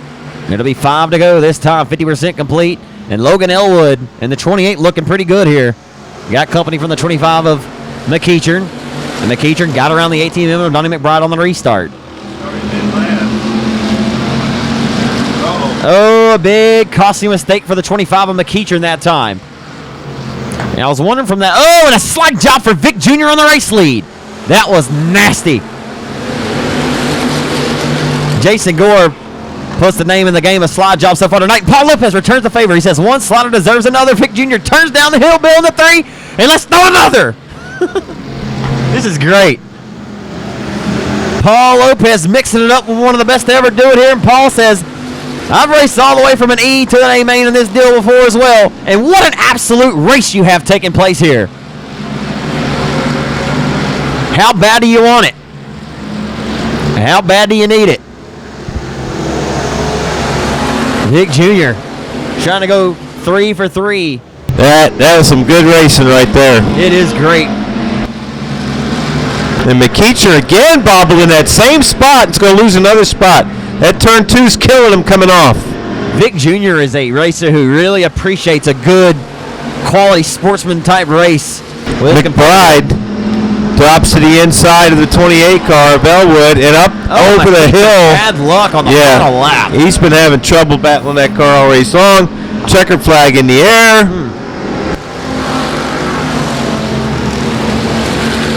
I think the early race contact with the 4 of Tyler Young may have cut a tire down for Bubba McEacher. And running out the field will be the 78 Junior of Seth Ball. 10 laps. 4 more to go after this one for the factory stocks.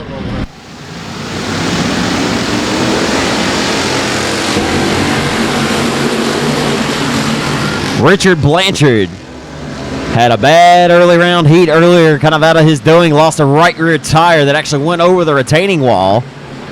But the 45 of Blanchard going to stalk the tire tracks of the 98. 4 wide, right in the middle of 4. That'll be debris caution there. My goodness.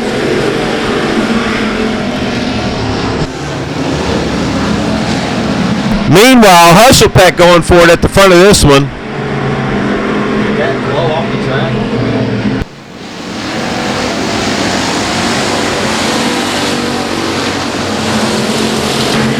Look at this logjam. Nick Kirby just picked up 2 for the price of 1. Hushelpeck to the point, but he's got company. Cowboy's got the lasso out. He'll throw the slide job in the 3 and 4. Look, oh my goodness. The only thing that saved him, I think, was a shot in the tail tank from the 68 of Hushelpeck. Look at that run down to the bottom side of the racetrack with the 68 of Hushelpeck.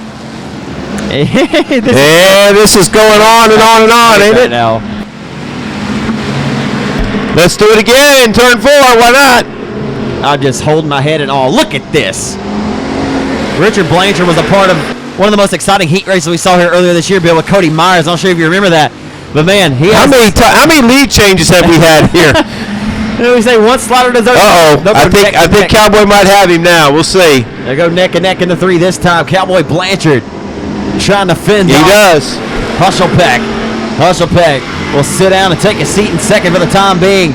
But he's got that Phil Hadaway F1 performance-powered Outlaw chassis rolling around the outside of Gene Borders Ark-La-Tex Speedway here in heat racing. Caution. And caution waves. Not sure. That Derek Lewis, man, he's a good guy. Going on here for this restart. Blanchard knows how important it is to win this race right now after that not-so-good first round, obviously losing that right rear tire. I think Cowboy did that at the start. Cat and mouse. Look at Seth Ball from the back of the field. He's a ball Seth boy. Ball started dead last in this race, and he's just worked his way up to 4th. I'm not sure he's done yet. He gets it honest.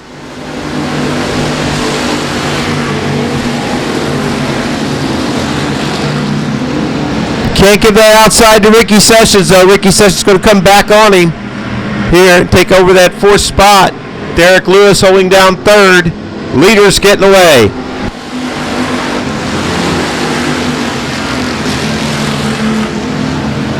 And Seth Ball.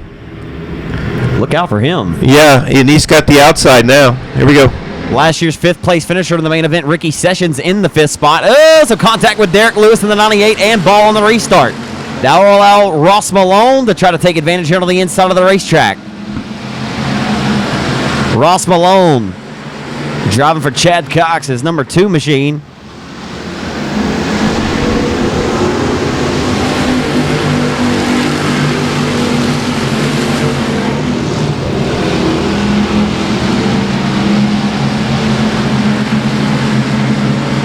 Should see the white flag this time by for Cowboy Richard Blanchard. He's getting it.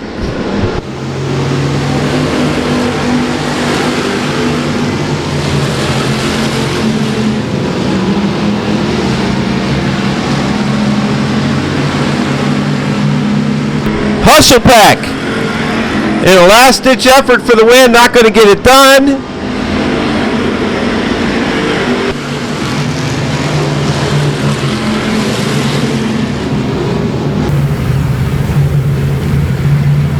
Ricky Burke Jr. ready to smash the loud pedal, put his foot through the firewall off of 4. We're underway in heat race number 9 and round number 2.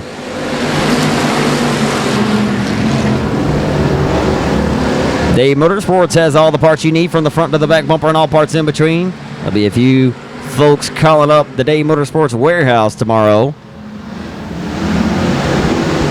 There'll be some comers and goers over there at the Tyler, Texas warehouse.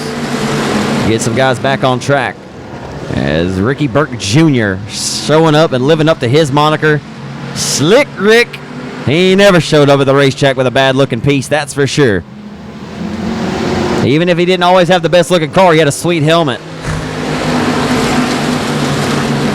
I used to tell them apart when I was a kid sitting at the grandstands. You know, I could tell these drivers by their fire suits and everything. You know, I could tell Billy Robinson apart from BJ, you know, if they happen to swap cars. No, that's Jody Prince or whoever because their fire suit or their helmet. Anyway, for what it's worth, Ricky Burke Jr. has been very impressive so far here tonight for the Cajun Classic.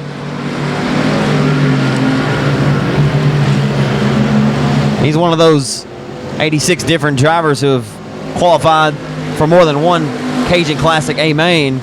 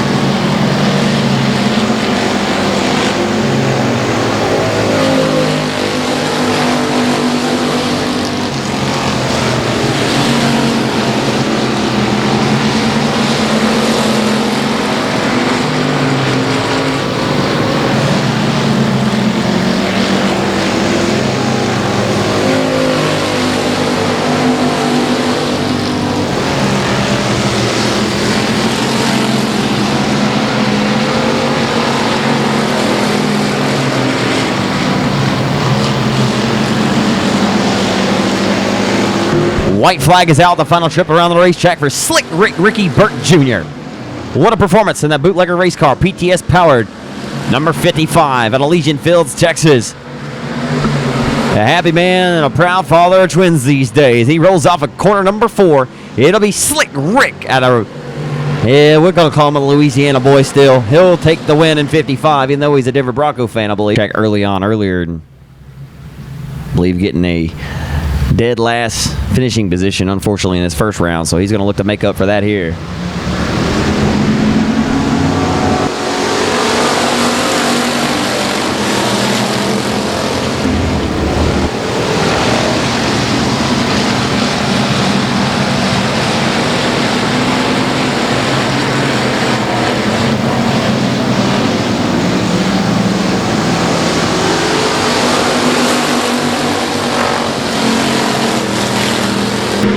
Craig Oaks going for the lead. He goes around Robert Graham, bringing James Martin with him, and Martin and Graham, if they don't get together, going into turn 3, it's going to get tight.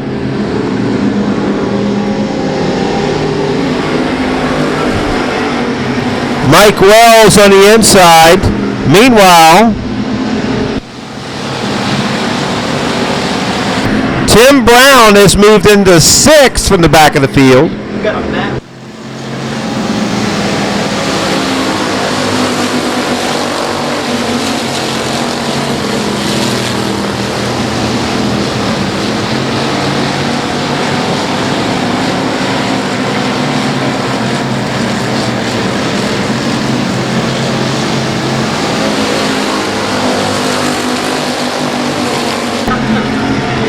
Man on the move is Tim Brown as he's right beside of Billy Davis now. And he takes over the 5th position. Tracy Cundiff headed off the racetrack.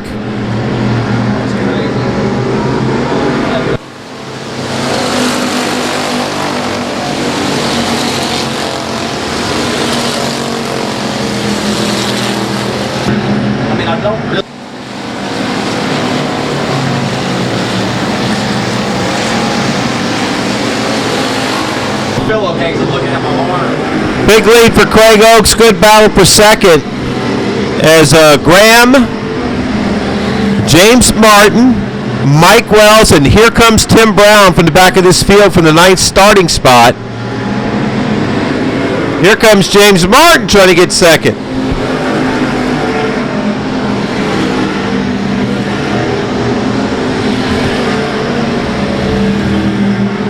Little bump there. Wells on the back of Martin. Tim Brown drops to the inside a little bit. 2 laps to go.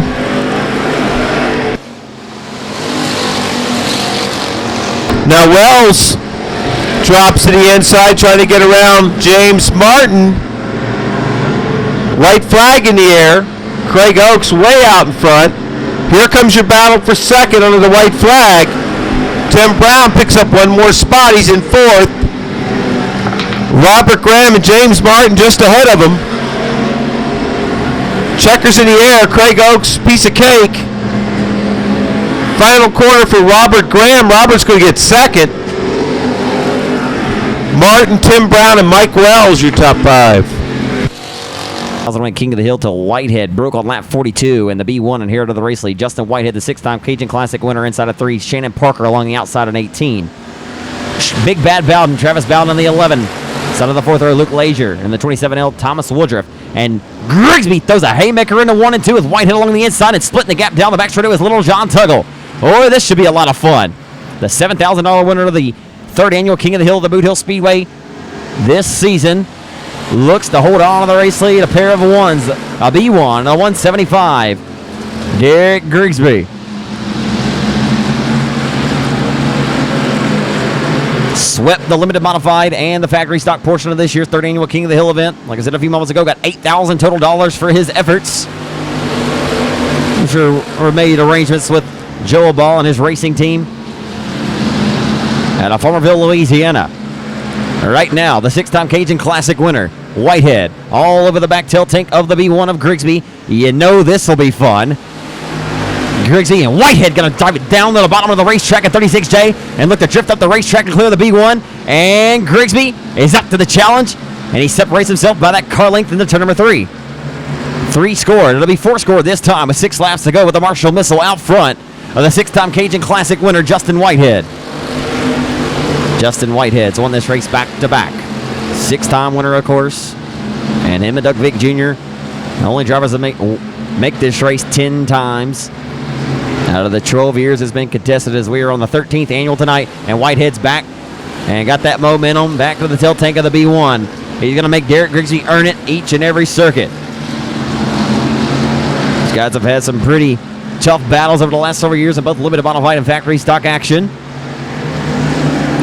And you could say that both of these guys could will a sled to victory lane. And Whitehead elects to tuck into the tail of the B1 for now. We'll see if he elects to strike here late on. It'll be 3 to go this time by. 7 scored, 3 to go. Tick-tock goes the race clock. Whitehead's there if he wants it. But will Grigsby give it? That's the question. I believe anything 36J may throw at him, he may be there to counter. Off of 4, down the first straightaway, lap traffic going to come to reality, and Grigsby's going to have to split him down the first straightaway, and Whitehead's going to go to the outside. Grigsby's got to get back up top. And there goes Whitehead to the outside. He gets a little loose. What a race we have going on here between 2 of the best in this region. Into turn number 3. Somehow Grigsby holds on to the top spot. And the car kind of hangs out a little bit off the corner. They're going to go side by side with the race lead with the white flag waving this time by at the flag stand in the 1. The B1 still continues to hold on to the top spot. What an outstanding driven race by both of these guys. I tell you what, if this is any indication of what they expect to offer 50 grand, and Whitehead dives it to the inside, but it's not going to be enough. From Marshall, Texas, the Missile, Derek Grigsby wins heat race number 11 of the night in the 2nd round. Grigsby had to have that. Race to be a champion here. Royce Jones in the 07. And Josh Landers in a 14X.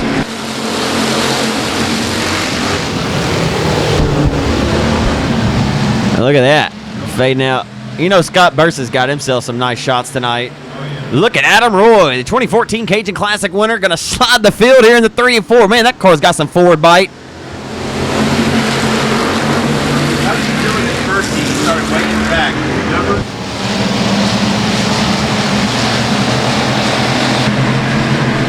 Adam Roy with a race lead. P. Wayne out front. Sean Graham lurking around the hub of the racetrack here in the Hawkins Motorsports number 17. And got a little... Bounces off of Josh Landers. Josh Landers on the move from the back.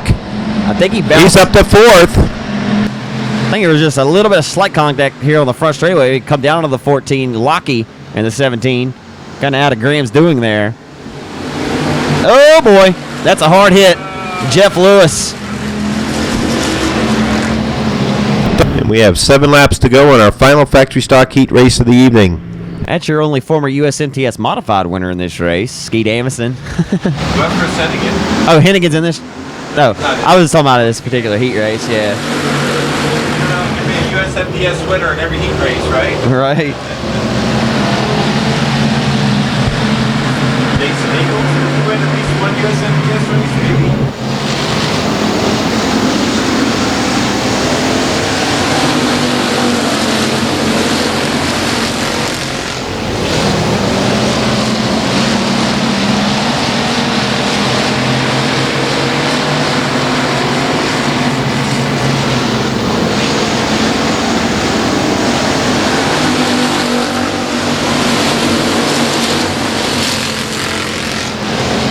Look at Sean Graham do a slide job on Josh Landers. Uh-oh, around goes somebody back here. Can't tell what number that is. They're still going, though, so we're good. Tell you what, right now, Bill, is Kelly Lockie has a pair of 8s out front, and he is looking to run down the Hinton Motorsports car, fielded for Cody Hinton this weekend, driven by Adam Roy. Like he said during that caution, he's your most recent Cajun Classic winner, not named Justin Whitehead. Adam Roy continues to hold on to the race lead. Lockie in hot pursuit, though. And Graham's prevailed for 3rd, got back around Landers and the 43J.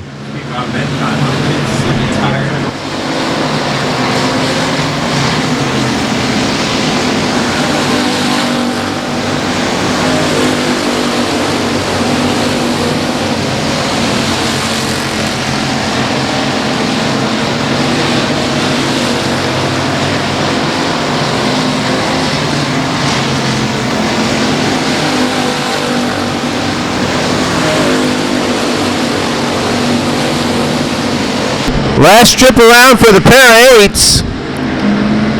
Oh, BJ Cook trying to get a spot from Landers here in the final lap, but Adam Roy's going to get it done as he holds off Kelly Lockie. There comes Sean Graham, Josh Landers, and BJ Cook. Skeet Amison will end up 6th.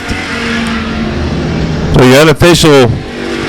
Get it on us at a red lick. It's the Mafia. The lights are going to go out here in 4-cylinder heat race. Black Hat Chris Frank's going to be on the pole in 18. Tiffany Welch. Calvin Tucker wins in the first round. I don't think so. Tiffany Welch in the number 61 car. Michelle Davis in 44. Logan Griffin in L17. Luke Wheat in the 32L. Adrian Kennington in the 6K. And Tyler Moore in the red number 3. Woo!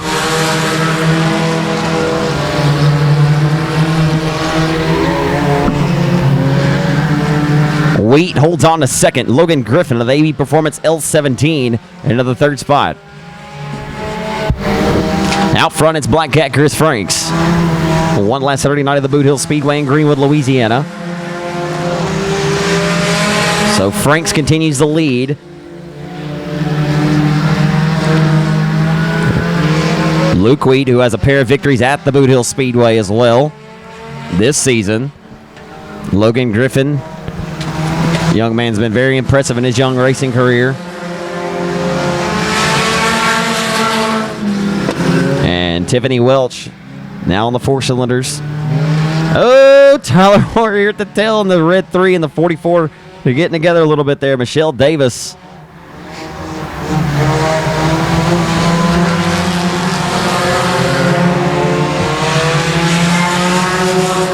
Ricky Burke win the heat tonight?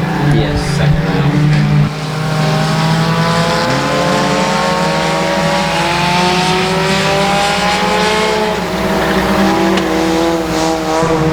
Final trip around the speed plant here at Gene Border's Ark-La-Tex Speedway in the first 4-cylinder heat race of the night. They're not learning. Alpha 4, face full of checkered flag goes to Black Cat. Chris Franks, he wins it by a straight.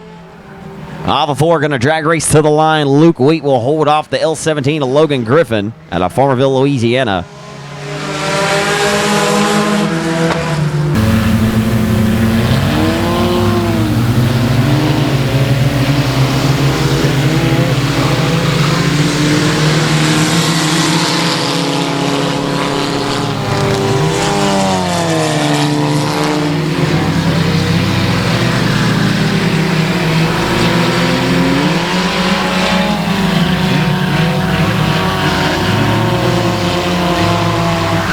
Good race up front here.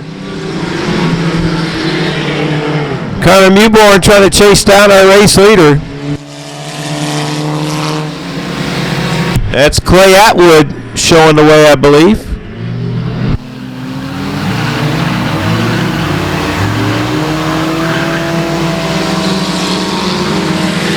It's Atwood, Mewborn, and the 17 car now of Hazel. That's your top three.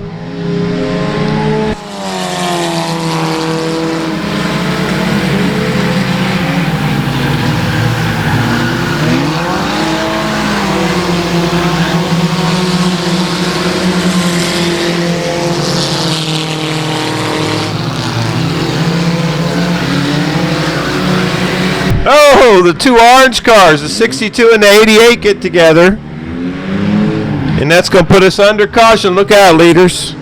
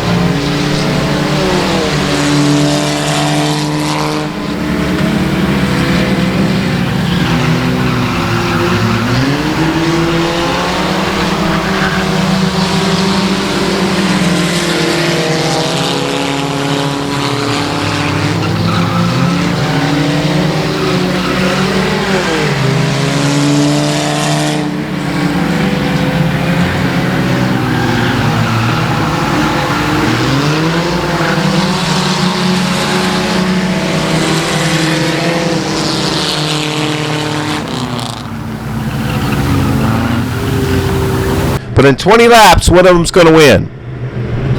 So get ready, set, here we go.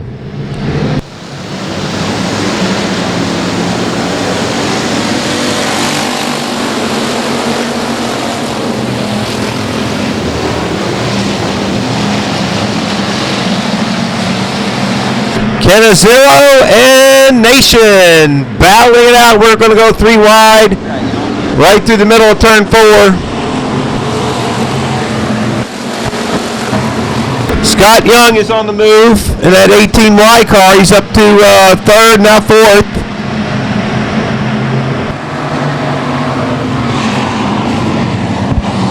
So Nation takes over the point. Dustin Nation, your race leader.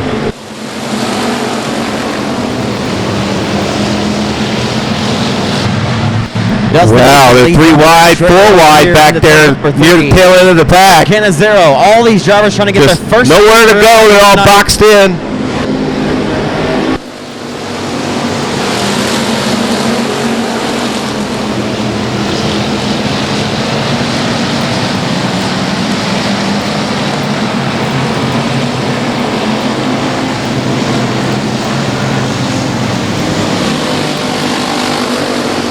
Scott Young getting a little racy back there. He can't stand to ride in fourth anymore. He's trying for third, trying to get around Gammas. And he pulls it off. The 8th. Greg Atwood 9th. Robert Graham rounding out your top 10. Who will win after 16 laps? We're about to find out.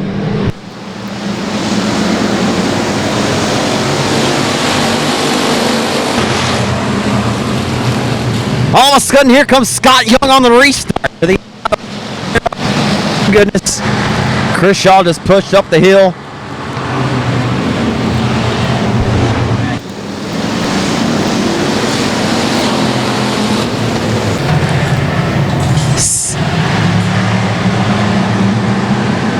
$16 laps to settle the score. We're back on our way.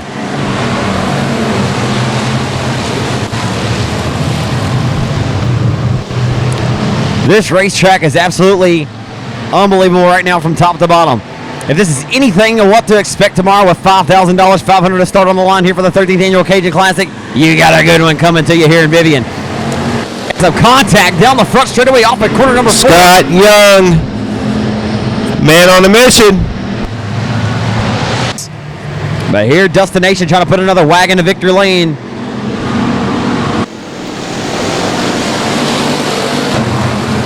And another good restart for the 18 wide Scott Young here on the restart. He'll roll the hub of the race, check off the exit 2, headed down the back straightaway. They're door-to-door for the race lead to the midpoint of the back straightaway.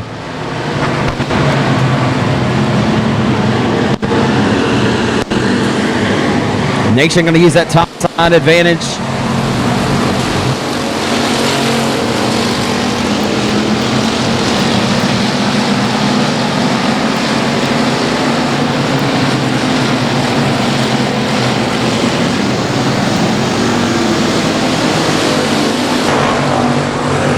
Destination continues to hold on to the top spot. Nation at the point, still battling hard for second there. Scott Young on the inside. Jason Gammas up to third, Atwood fourth. Here comes Travis Bowden into the top 5.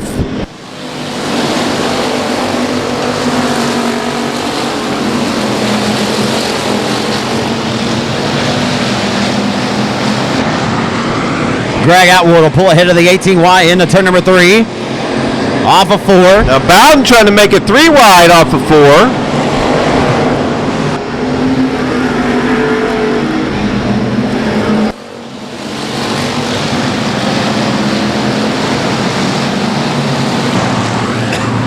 All of a sudden, James Riddle is the player.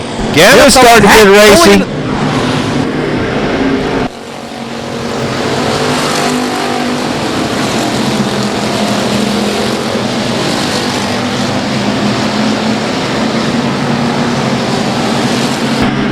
Nine laps to go.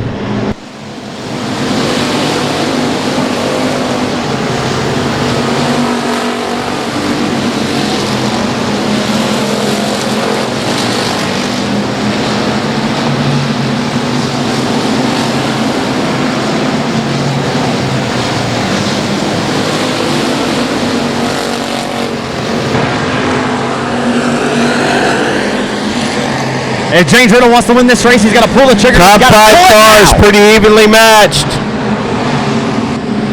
Can Destination hold them off for 7 more laps? Look back here at this 3 wide action. Tyler Morgan, Robert Graham, Jeremy Murchison. There's 5 of them going at it back there for about 6th place. Will that traffic become a reality in this one as we wind down the laps? Gammas trying to get the measure of Destination. Can he make a move? Bowden still digging on the inside. Riddle all over the tail tank here as they head off of turn number 2 down the back straightaway. Will this traffic become a factor here? Like pushing up Here the comes Gammas taking a peek. Inside off the corner number 4 down the front straightaway. Riddle's got a fire down to 1 and 2. Lose a little bit of side bite though. The traction comes out from underneath him, and Atwood's gonna go by 101A. Atwood will go by the second now. Atwood good in the catbird seat.